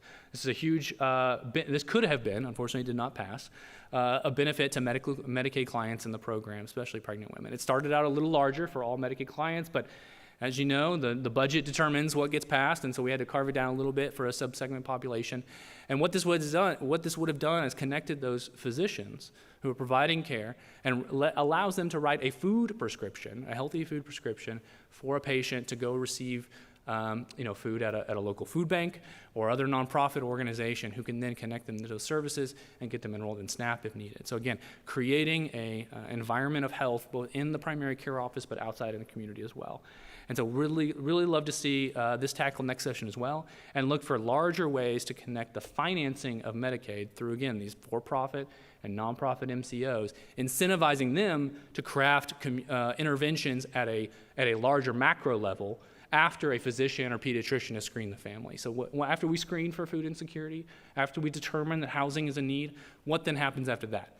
And hopefully we can put the might of Medicaid behind this issue and get things funded going forward. On the next topic, let's talk a little bit about vaping. As you know, we have a vaping epidemic in the United States, an ever-evolving one. I got sent a picture the other day of a highlighter vaping pen that was just taken off the market by the federal administration. And so there are ways right now for cigarette companies and vaping companies attempting at every opportunity to get youth addicted to nicotine. It's as simple as that. It is a business strategy of these companies to get our youth, our teens, addicted to nicotine so they can be lifelong consumers. And unfortunately, we have to think about that in such an adversarial way, because if we don't, we're going to be outmaneuvered and outpivoted. And so a couple things to highlight this is that HB1 allocated $4.3 million of GR for Texas tobacco control programs in Texas. All these include vaping prevention as well. And you might say, well, 4.3 million, look at all that white space on the graph over here. That is a 50% increase in the amount of the budget for the Dishes Tobacco Control Program. So that is a huge increase despite being a small number. Excuse me. In addition, HB 4758 by Representative Theory, who's a champion on this issue, prohibits the marketing, advertising, or sale of e-cigarette products that depict cartoon-like fictional characters, again, attempting to appeal to the younger audiences to get them, again, hooked and addicted to nicotine going forward. Kind of the holy grail for us that we're going to continue to attempt, and is not on this slide, but I'm not sure if you know this, but there is no sale or there is no excise tax on e-cigarettes in the state of Texas. There is a sales tax just like any other product, but there's no excise tax. So it's a $1.25 tax on every pack of cigarettes in the state of Texas. There is nothing equivalent for e-cigarettes and vapes. And so we have attempted in the last legislative session to pass something that is meaningful, that is at parity with taxes on traditional cigarettes and combustible tobacco products, but unfortunately have failed each session. So we're going to continue to work on that. We know that the number one way to get youth from vaping is to hit them in their pockets, because they don't have a lot of money. They are the most price-sensitive population out of all the age cohorts, because again, they don't work. And so as you raise the price on these vapes and e-cigarettes, you're going to dramatically decrease the amount of usage. So we're going to continue to work on that. So let's get into firearm safety a little bit. We talked about Uvalde. We talked about the groundswell of support for doing something on firearm safety. These two bills are the Republican response to Uvalde, if you will. HB 3 is an omnibus school safety and emergency preparedness and response bill. It does a lot of good things. Does a lot of things that some members of various communities in Texas are a little concerned about, but we'll go through what it does real quick. It requires regional education service centers, or ESCs, which are traditionally in charge of providing academic resources for schools to get them up to speed on testing and whatnot. Resources for safety and security and aid school safety review teams that are now created through this bill. It provides an allotment to each school that equals the amount spent by employees on training for certain mental health training, which is great. You may have heard of mental health first aid, ways to recognize signs and symptoms of mental health concerns and crisis, not to provide interventions, not to provide treatment, but training nurses and teachers to recognize signs and symptoms, just like you would recognize signs and symptoms of a heart attack. Same thing. And so really pleased to see that this was included. It requires at least one armed security officer at each school campus with certain exceptions. So again, some concerns either way on how that might play out. And then requires resources on firearm safe storage practices be disseminated to schools. This is a big win for us. There was a bill specifically with this language in it that got rolled into HB 3, so very happy about that. The Texas School Safety Center has been charged with providing resources to schools so that they can disseminate those to parents, so that we can get more parents locking up their guns and storing them in safe ways so that they can stay out of the hands of kids. You know, obviously Uvalde shows the impact of mass shootings, specifically on children. But again, one of the largest ways that children are being hurt is by accessing firearms within the home and committing, unfortunately, injuries and fatalities on themselves and their siblings without repercussion. So very concerned about that and thrilled to have these resources provided to schools to provide to parents. And then finally, some enhanced coordination and planning between local school districts and law enforcement. So a lot of rulemaking to be done on HB 3. I think schools are still trying to grapple, even though they've already started up, exactly what this means for them and implementing many of the responsibilities here. But again, that was the Republican, mostly the Republican response to the Uvalde school safety concerns. In addition, SB 728 passed, which does some in-the-weeds things, but in short, it brings us up to speed with the bipartisan gun bill that was passed in Congress as a result of Uvalde. So basically allowing National Instant Criminal Background Check System to utilize certain juvenile data that it wasn't able to use otherwise. So again, an example of there are small wins that we can get in the Firearm Safety Department, especially as it aligns with congressional bipartisan legislation. Again, Senator Cornyn of Texas being a key component to getting that bill passed. Some other pieces of common sense, what we would call common sense firearm safety policies that did not pass. And these are some of the big asks of the Uvalde families and parents going forward. And so first, HB 3545, Dr. McKay's done a lot of great work on this bill, but for the purposes of creating trusted, safe storage locations, again, if a family is in crisis, maybe someone's going through a mental health crisis, or there's some tumultuousness in the household, how do we make sure that those guns are stored safely or removed from the setting altogether? So again, for the purpose of creating trusted, safe storage locations, this bill would establish that so long as the federal firearm license holding the firearm is operating lawfully in the state of Texas, they have immunity for acts of omissions related to a firearm hold agreement. So again, giving firearm dealers, where that individual may have bought their gun to begin with and then trusts to give their gun back, the ability and the liability protections to hold those in a safe way so that we can, again, if a family is in crisis, can remove those guns from an unsafe position. Unfortunately, it did pass the House, but did not receive a hearing in the Senate State Affairs Committee. There's kind of an indication from the Lieutenant Governor very early on in session, despite the Uvalde news and pleas from parents, that he was probably not going to pass anything related to firearm safety in the session. So a lot of stuff did not make it that far. In addition, one thing that the Texas Pediatric Society feels is common sense is background checks for private sales of firearms. And y'all are probably very familiar with this loophole, but going from one individual to another, there is no background check associated with it. So it did get a hearing along with several other bills. That was kind of like the firearm safety hearing, in which Uvalde families came to testify, waited nearly 20 hours to do so after things got heated on the floor on a different issue. Our physician who testified on this did so at 1:30 in the morning, along with many other families who drove in from Uvalde to do so. And then finally, probably the biggest ask for specifically Uvalde parents was raising the age to buy a semi-automatic rifle to the age of 21, just the same age as many other firearms are required to. This was what they saw as low-hanging fruit, the simplest thing, the thing that was used to kill their children. And unfortunately, we made no headway. While it did pass out of committee, it did so on a bipartisan basis. There were 2 Republicans who voted for this bill, so I want to give them a lot of credit. But was done so at the very last deadline as kind of without any hope of the bill actually passing. So it was actually failed to be set on the House calendar to be voted by the full House.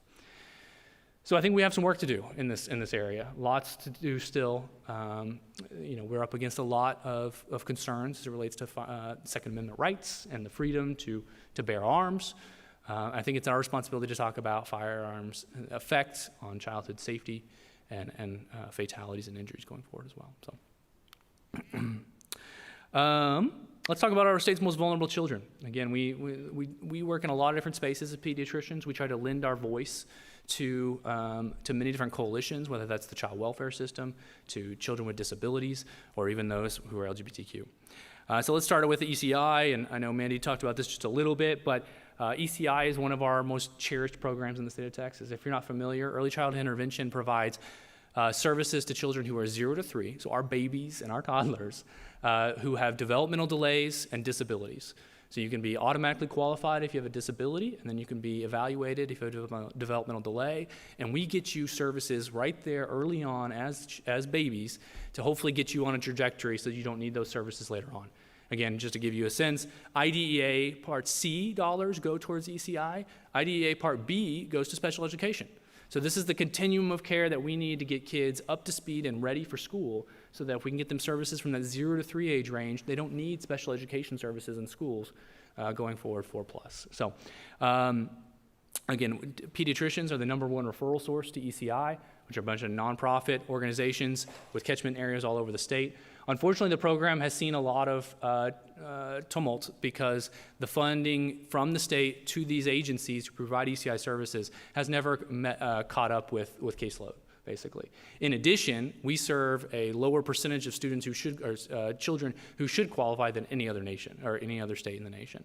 So not only are children not making it to ECI, those who do make it to ECI don't always get access to services in a timely manner, and those providers often drop out of the program because they can't remain financially solvent. So many of these are schools, Easter seals, et cetera. So HB 211 would have helped a lot providing ECI services in daycare settings. So like to see, again, that transition from early education over to schools, but unfortunately did not pass. And then HB 1 did appropriate $63 million in increase to per child funding. So a huge win there. 57 million of this was requested specifically by, let me go back, by the agency. So glad to see that their exceptional item request was funded. And then additional $6 million on budget night, which is a fun night for everybody who does this kind of work at the Capitol, was added via rider to increase this money as well. So finally, and I'm running out of time, so I'm gonna get through this as quickly as I can. Gender affirming care. So as y'all know, gender affirming care is the clinically best practice care for children who are going through a transgender transition. It is supported by every major medical organization in the world and in the United States: the American Medical Association, the American Academy of Pediatrics, the American Psychiatric Association, Psychological Association, Texas Pediatric Society. All affirm the best practice nature of providing this kind of care in a way that is best for these children. As you can see, this is not a Texas issue. This is all over there. There's 19, 20 states that have passed a law or policy banning gender affirming care for children who are below the age of 18, and another 8 to 10 who are considering it. So something that's going on all across the nation, something we're trying to grapple with here in the state of Texas, because SB 14, Senate Bill 14 by Senator Campbell, did pass. And what this bill does, it prohibits a physician or healthcare provider from providing gender affirming care, including puberty blockers and hormone therapies. As you know, it doesn't say surgery on this, but surgery is included in the bill, but that doesn't happen in minors in the state of Texas. We don't promote that. And then it authorizes the Texas Medical Board to revoke the license from a physician who violates this provision. So as of September 1, it is illegal to provide gender affirming care in the state of Texas by a pediatrician or by any physician.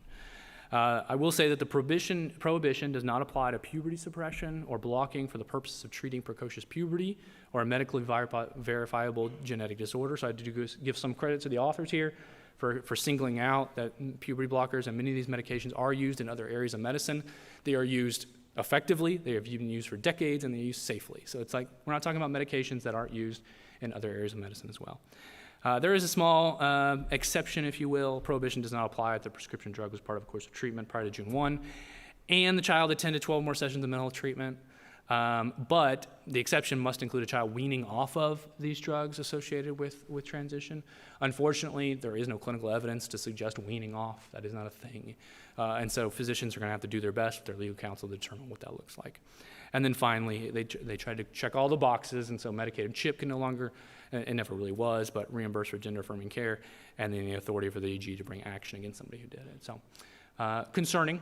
The Texas Pediatric Society stands firmly in the fact that this is best practice medical care. We will continue to do so. We testified against this bill in both the House and the Senate in some very uncomfortable conversations with lawmakers who were adamant to pass this bill. There really was no hope in stopping it. As the bill was filed, it had 86 co-authors of all Republicans in the House, and as you that's every single House member. And plenty to pass it through, and the same thing on the Senate side. So it was an inevitability, unfortunately, but we had to stand up and say what's right for kids. The latest is that the judge temporarily has blocked, a Travis County court judge has temporarily blocked the Texas gender affirming care ban for trans youth, but unfortunately, the Attorney General stepped in right away within minutes and filed an appeal, which blocks the ruling and continues and allows the bill to go through still. So again, September 1, in just a few days, this care is illegal in the state of Texas. And families are coming to terms with that. I think they have to move out of the state of Texas to keep their children safe. I think they have to amend this course of treatment, push it back to 18, where there could be some negative mental health outcomes. We don't know. And so a lot of concerns there. Despite all that, I do want to highlight and wrap up here in a moment some key policy wins for kids and pediatricians from our point of view. Again, we talked about $126 million of rate increases in Medicaid to increase access to care for kids. I won't go into scope of practice, but of course that's an issue for us and one that we think keeps pediatricians in Texas, because if you want to practice medicine in Texas, you should go to medical school. 12 months of extended Medicaid coverage for pregnant moms, additional funding in mental health, and then restrictions on marketing of e-cigarettes. TPS is very active during session. That's all this slide shows. Out of the 8,000 bills filed, only 1,200 passed, and we're watching more than 70 of them to make sure and engaging on those, so lobbying on those bills, testifying on those bills. We have an active membership calling and testifying in front of the legislature as well. And again, if I hadn't said it enough, we don't do anything in a silo. We do everything with our partners. And so, of course, with the rest of organized medicine and the Texas Medical Association, on all things public health with the Texas Public Health Coalition, which Rekha is a member of, Child Protection Roundtable, Women's Health Care, I won't list them all, but every issue that we work on, we work in coalition with members and organizations all across the state. And so I want to thank them for their work and for the efforts. None of the things on this slide that passed would have been possible without the joint effort and the united front that we put forward in front of lawmakers. So with that, I'm going to go ahead and close and say thank you to everyone who's here and for all your efforts to improve the lives of Texas kids in whatever way you do it. Thank you.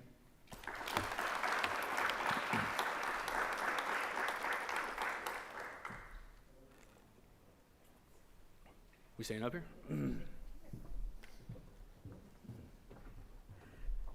Thank you so much. I'm going to invite our speakers to come join us up here, and we are going to take some questions.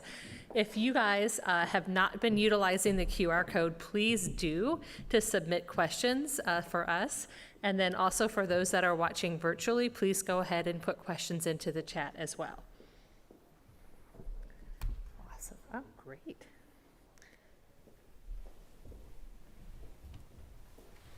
Do you want to? I will say, first of all, thank you again for the amazing conversations and presentations from all three of you. It's incredible that you all are working in the child health policy space, and yet every one of you covered such a vast, broad, differential area. I mean, not one of you guys oversected or crossed into the different areas, and we've covered such a depth and breadth of pediatric policy here in Texas. So thank you very much for your willingness to be here today to have these conversations. I'd like to start off with just kind of a general question that anyone could really, answer here. What was one of your, I guess, phrase it as like a pleasant surprise that you had in the last legislative session? You were pleasantly surprised at one point.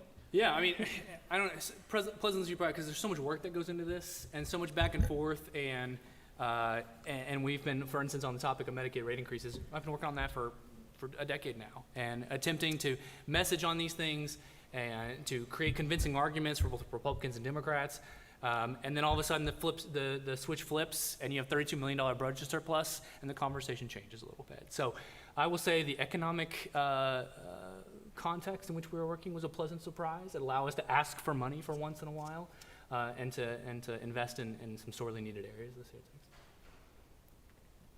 That's good. I wasn't very pleasantly surprised. I mean, so I don't want, and I don't, it was just, no, it was just a hard session. So we'll take some wins. And I think as advocates for children, we have to make the ask, and you know that you're not going to get everything, but I thought it was disappointing. We did have a surplus, and there were some investments, and it should have been, but when I look at the legislative session and were kids a priority during the 88th legislative session to improve their lives, it's just very difficult to see it. It's not always like that, but I just have to be Aware, self-aware, right? Very true, very true. I mean, and I guess if we're trying to find a little silver lining, I was comforted in knowing, can't hear. I was comforted in encountering that lawmakers still wanted to have conversations about children and specifically around immunizations, despite the fact that, there were some very firm positions, but at least, in the discussions, there was an openness to hearing, our side of, why we were advocating for good policies and trying to prevent bad policies. So it wasn't as if the door was shut, but I'm kind of a little bit in Mandi's camp that, we've had now, 2+ years of a global pandemic, and we've seen, thousands of Texans die from COVID, and, children sadly are included. They've been infected by this virus, and everything that happened in Uvalde and other parts of our state, and, we talk about putting children first, but the policies that came out of this legislative session begs to differ on that.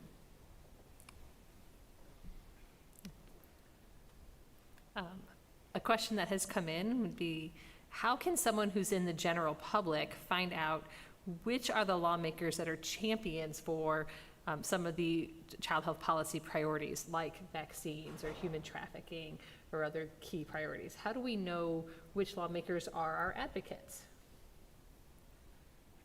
I mean, involving these organizations is the first part. I mean, there are a lot of child-focused advocacy organizations in the state of Texas, TPS, Children Risk, TIP, for 3 of them. But we often are putting out legislative recaps, highlighting what bills have passed, take a look at those bill authors and see who's really championing those issues. There is an early childhood caucus in the House, something that wasn't always the case, and so thrilled to see that. Check out the members who participate in the early childhood caucus. It is a bipartisan group. They do focus a lot on child care issues, focus a lot on family issues as well, to make sure that we're taking care of those our earliest learners. And I'll add, so I think, as Clayton said, we're kind of your cheat sheet. Because we're living and breathing and monitoring, what's happening in a legislative session and outside of a legislative session. But I'd also add is, be your own citizen advocate. If you don't watch what happens during a legislative session and, all the committee meetings and hearings and the floor debates, it's all live streamed. So I would say be active and engaged and watch what is happening during a session, and that will also give you a picture as to where lawmakers are falling on various issues. But first and foremost, just be informed that way as well. The last thing I'll say is just start small. Your legislator needs to hear from you, and whoever represents you, you should understand how they have voted and what they've authored as it relates to child health issues. That's the first and foremost responsibility of all of us, is to get to know who represents you at the Capitol and is saying things on your behalf. And so that's the first and foremost thing. And recruit them to be a champion. Yeah. Yeah, they haven't already. As a constituent, you are the most important person to a lawmaker. And if they don't hear from you, then they, just assume that it's not an important issue, because, lawmakers are dealing with hundreds and hundreds and hundreds of issues, and those issues are so complex. And, don't also negate legislative staff. Every lawmaker in Texas has a district office, and they have staff in those district offices in addition to their Austin offices. And staffers play such a critical role in helping to ensure that their boss is informed and on top of the issue. But if they don't hear from us, then they kind of move on and they go to the issues where they do hear from constituents often. Right, and I'll add to that, because we have champions, there's issue champions. You can be the biggest champion for a particular issue, but it's gonna be referred to a committee for a hearing, right? And even if, oftentimes, I know all 3 of us, in the middle of session, there's a bill that's been filed, it might have passed the House, now it's in the Senate, and you're looking at the Senate committee, and you're all of a sudden saying, who do I know in their district, right? Don't we reach out to all of our partners? Who do we know in these members' districts that we can reach out so that they can make a phone call, so that we can get a hearing, or so that it can pass out of committee? So to everyone's point, I guess I'm just reiterating, it's just really important to let your public official know that the issues that are important to you. So this question came in for Mandi. You had mentioned earlier that about a third of the zip codes in Texas were in childcare deserts. How does Texas compare to the rest of the country on childcare deserts? Texas is very large. I was talking to someone in New Mexico, just for example, New Mexico. They have 800 childcare providers in New Mexico, 800. Houston, the greater Houston area has 4,000, right? and there's like 1,700 across the state, but we're very rural as well. So we are definitely up at the top, is at the bad list. You know, we have some of the highest rates of childcare deserts. And again, it's not necessarily because we have fewer child care providers, but how they are spread across and clustered in Texas makes a difference. It's a real community.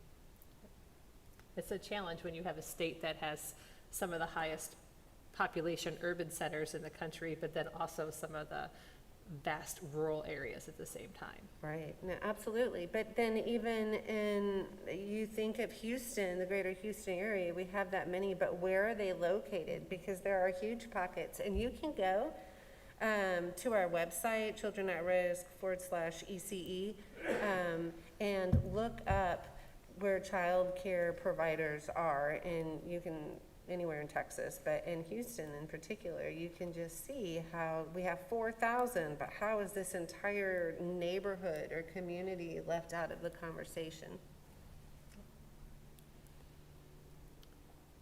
And question for Rekha, looking at vaccine policies that have come through. This past legislative session, there seemed to be kind of a large volume of vaccine-related bills that were filed.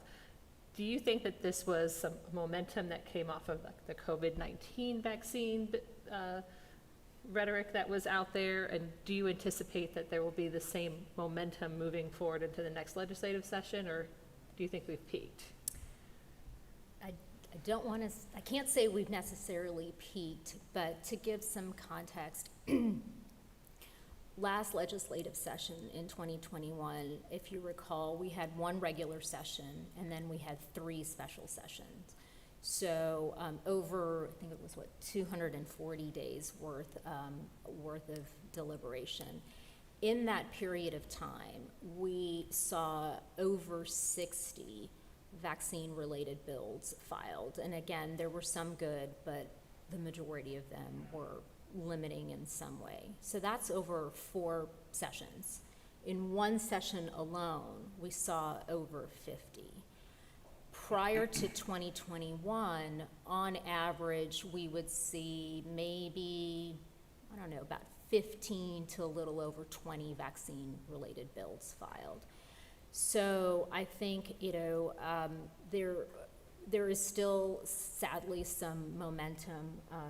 This may be the new normal for a while in terms of the volume of bills we see. And again, COVID, the pandemic definitely had an impact both on 2021 because that's when vaccines started to get rolled out. There was a lot of response from lawmakers to what was the guidelines the federal government was implementing in terms of requirements. So what we saw last legislative session was in response to some of the federal requirements and guidelines that continued on, this session as well. So I think we've got some work to do But I think this is going to be a trend for a while. Clayton, I don't know, what are your thoughts? Yeah, it's not going away. I mean, the distrust of science, the distrust of vaccination policy, and what we as public health advocates are attempting to do is phenomenal. And as long as it plays well in primary Republican and Republican primaries, it's going to continue to be an issue that we talk about at the Capitol. Members feel emboldened when they speak at rallies of anti-vaccine advocates. They speak with authority about how they are trying to get government out of their lives. And unfortunately, we don't have the same kind of impetus in those primaries from pro-public health advocates as well. So kind of dovetailing a little bit on that, especially looking at some of the data that you shared with some of our leaders who have scientific training and base background. How can we rely on some of our general public or even members of organizations to help promote scientific background and basis among legislators to help raise awareness on more evidence-based practices, especially with some legislators that should have scientific training and background and that expertise? What strategies can be employed to help promote evidence-based practices, especially as they relate to things around child health? Well, first and foremost, I mean, it's going around your question a little bit, but the most important thing is relationships. And in order to have the conversation about evidence-based, about data, about interventions that cause solutions, we need to have relationships to get in that door. And so if you don't have a relationship with your lawmaker yet, again, the most important thing you can do, there's a great project out, the Texas Research to Policy Project, which is attempting to do that exact thing in Austin. They're trying to connect researchers who do this work on a daily basis with lawmakers to create ongoing relationships in order to get that message out. And I think that's the first key piece. Lawmakers, despite their education background, despite their profession, come to the building with politics in mind first, with what are my constituents telling me I should be doing, and then after that they try to carve solutions out of what's left.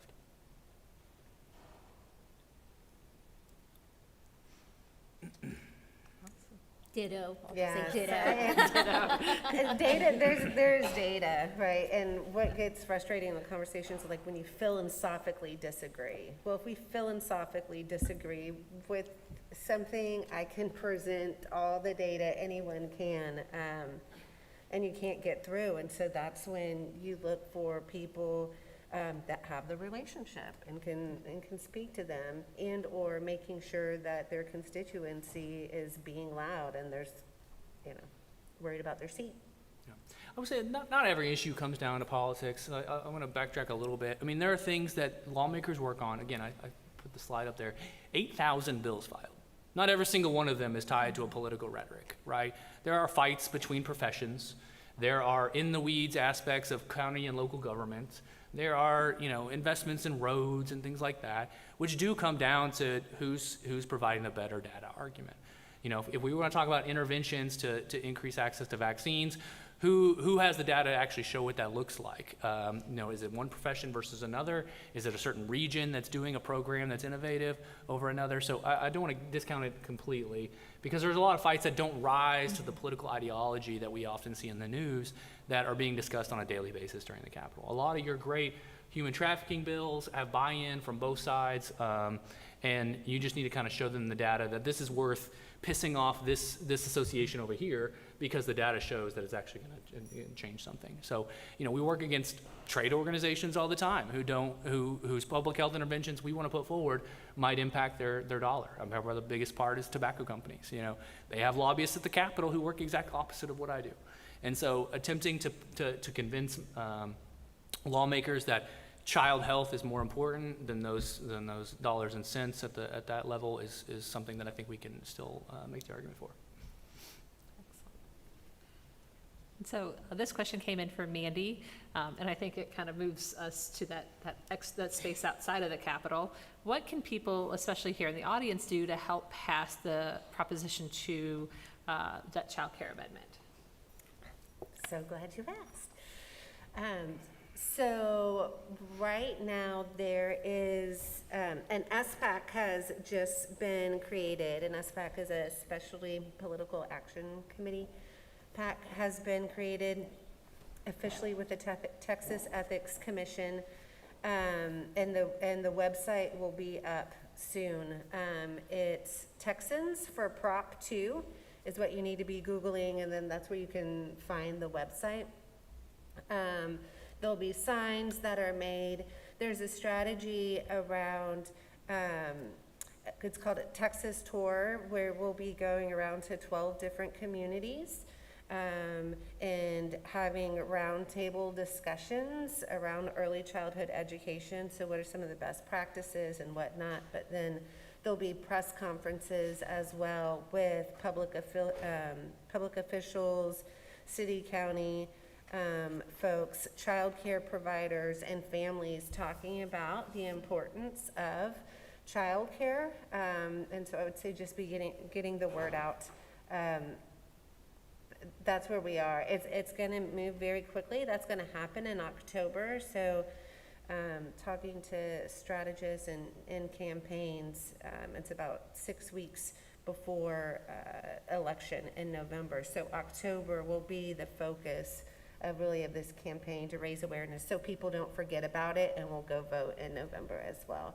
But what's really important to note is that Proposition 2 allows city and county officials for this child care property tax exemption. It does not require it. So it's also about the implementation. So working with city and county folks and key stakeholders for wherever you live, that this is implemented, because local communities will have to do it. Excellent. Thank you very much. I did want to ask a question kind of geared more towards Clayton, but anyone can answer as well. During your presentation, you mentioned about gender affirming care. We also heard from other folks with things like rural hospitals that are closing. And Clayton, you'd mentioned about the pediatric hospital bed crisis and shortage here. So looking at the spectrum of all the crises that are happening within Texas, how do we promote recruiting and keeping general pediatricians and folks like myself wanting to come to the state of Texas to practice here? And how do we want to keep a strong pediatric workforce to provide care for the children in Texas? Well, when you say it like that, I don't know how we're going to do it. But there are concerns. The environment in which pediatricians have to work, in which they aren't trusted as medical experts anymore, or as the science isn't trusted themselves. There's a lot of questions as to whether or not lawmakers are making their job harder.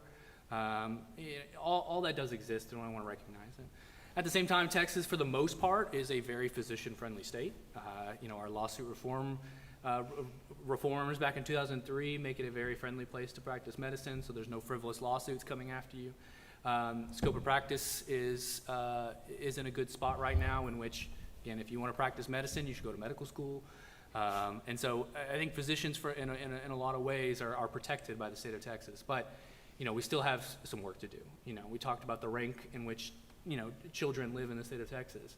But every time I talk to a pediatrician about those issues, about the challenges we face, they come back to me with, what are we going to do about it? Not, I want to leave the state of Texas.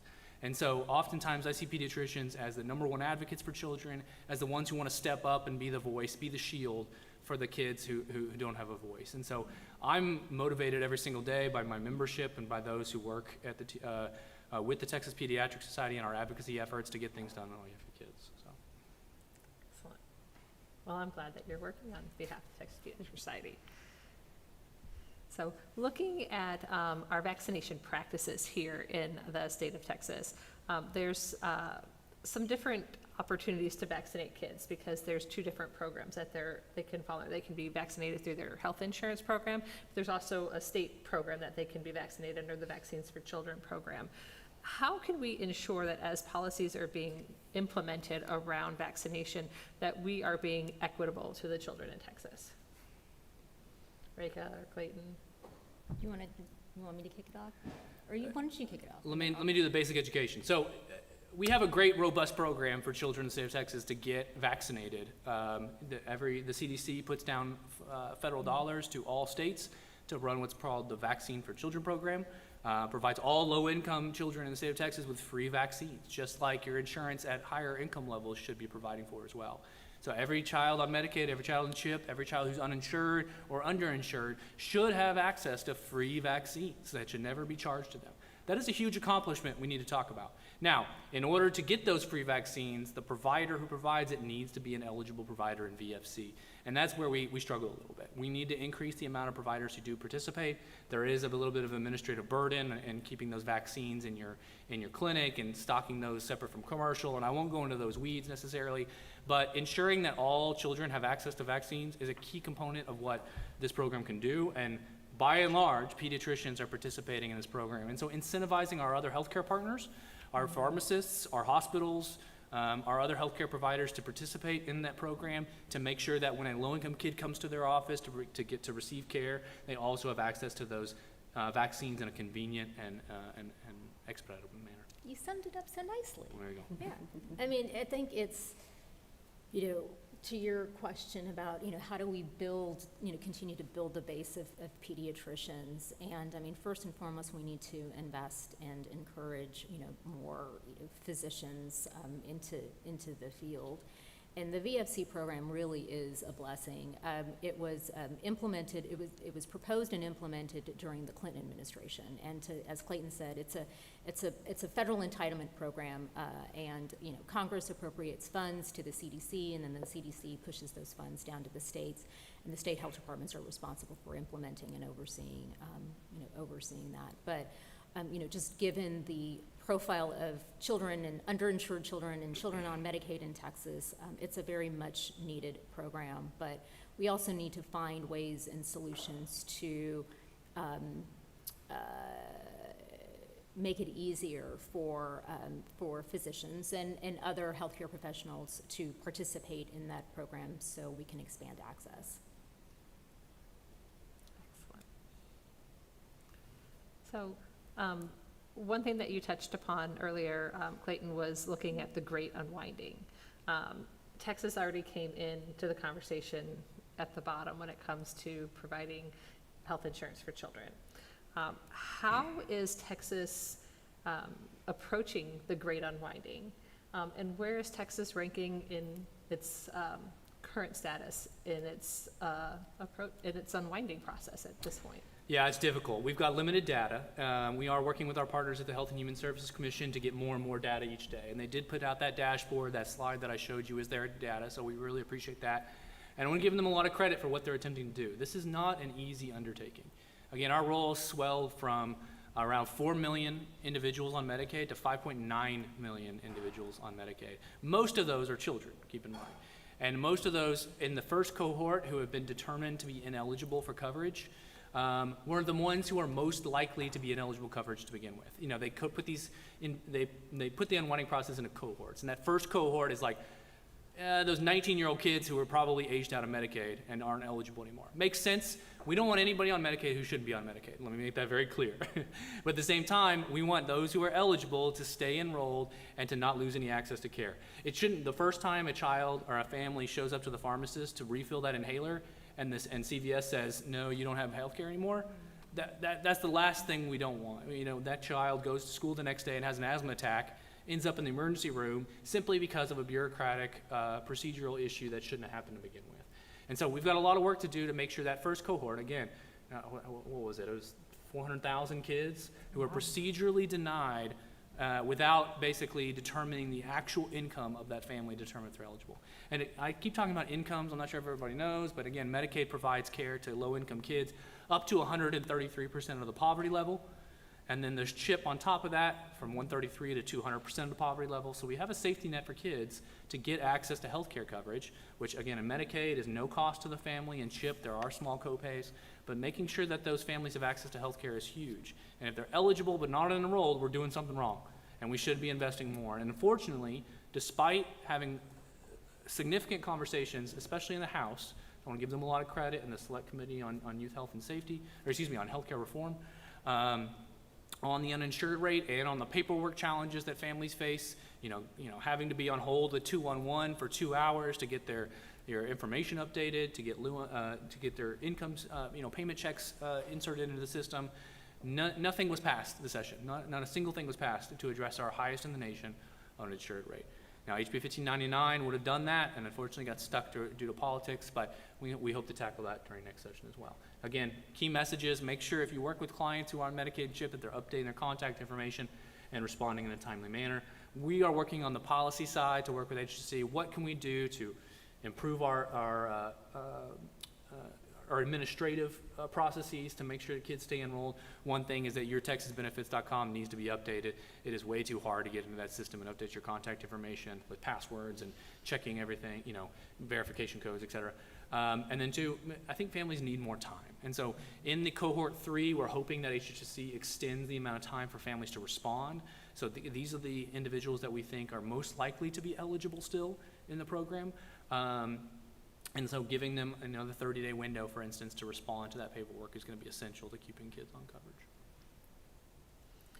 Now, certainly, how we can help identify opportunities to help kids that do qualify, that should be in the Medicaid program, maintain coverage so that they don't drop off the rolls and then have to find a way to get back on, is a critical, easy way for us to help maintain access for children in Texas. And the trickle-down effect is immense. You have Medicaid coverage, and you go to your preventive well child visits to get your vaccines. So there could be an outbreak in your community if that doesn't happen. To get your wellness visits on, nutrition counseling, and so, to make sure that you can receive acute visits, urgent care, for instance, so that your kid can show up to class the next day. The trickle-down effect on not having health insurance is huge, and so maintaining coverage is essential. Absolutely. And then keeping kids healthy means we can keep them in school so that they can learn. And there's a lot of investments that we can do within schools as well. And one of the things that has come up is how we can, kind of directed more towards Mandi, one of the shocks and concerns was, especially when you presented your human trafficking data, is wow, that was such a shock to so many people that came up through the audience and through online was this is happening in Texas. How can this actually be happening here in Texas? You think about human trafficking and not here in Houston, not in the I-10 corridor. You think about that in other places, in third world type countries, not here where we live. How can we utilize some of the training that we do either through healthcare professionals or even reaching out to our schools to help identify kids who may be going through human trafficking like you do with Uber drivers and Lyft drivers? What are the other areas that we can look at for opportunities for training people so that we can increase that more awareness about the dangers of child human trafficking as well? Yeah. Well, I think the first step, and I'm glad, human trafficking happens, it's happening here. There is a huge demand, and I think that we have a lot of stigmas probably on what that looks like or who is involved, that just are not true. And so talking about it, talking with friends, did you know this is what's going on? The good news is that Texas has done a lot to combat human trafficking in regards to policies and laws. We lead the nation in several in that area, basically, which is good because we need to. Teachers are required to have human trafficking training, which is great. Healthcare professionals are required. The child welfare system is required to have training on human trafficking. The hotel, motel industry is required to have trafficking on human trafficking. The greater Houston area led that effort in regards to local initiatives, which is great, law enforcement as well. So training is extremely important, and we appreciate the Texas or the Transportation Network stepping up this session and joining.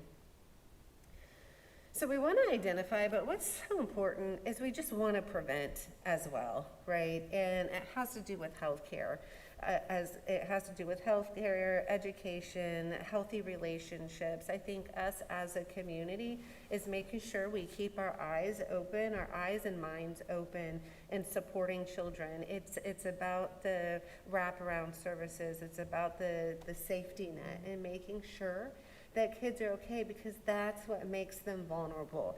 Making sure as parents we know what our kids are doing online, because again, person's probably not approaching the child at a corner, you know, saying, hey, come with me. It's online conversations and chats. So it's just really making sure that we are keen and know what's going on. That was so striking. Your 16 to 24 age group, what do you call them? Opportunity youth. Yeah, who just aren't connected to any sort of institution, community group, education, workplace. I assume they don't go to the doctor very often. Right. And so making sure that those youth are engaged, I think is key. That's a good point. It's true, and it goes down to chronic absenteeism as well. If they're sick and not going to school, there's just so many steps that get them there, that there's red flags or warnings that we Makes need them to approach. Yeah, vulnerable. Absolutely. Well, looking at the time, I'm going to give you guys the opportunity for each of you to have a final question. And so for those who don't know, Dr. Koleshka and I have a birthday coming up soon. And so we're going to allow you guys to use our birthday wish. And if you have a for our wish, what would be your wish for the upcoming legislative session that we can then take and use? Oh, man. That's an infinite list. It is an Jeez, infinite list. golly. But you can use it. Use one wish. So. Well, I'll start because, and I'll focus on the third special session coming up. Hopefully I won't be in the conversation, so y'all can talk about the 89th legislative session. But we know that education is key, and y'all have been thrown a lot of statistics today. I mean, I talked about education, but when we have half of our kids in the public school situation at risk of dropping out, that's a problem. It's an issue. And I don't mean to talk politics, but but I do. Our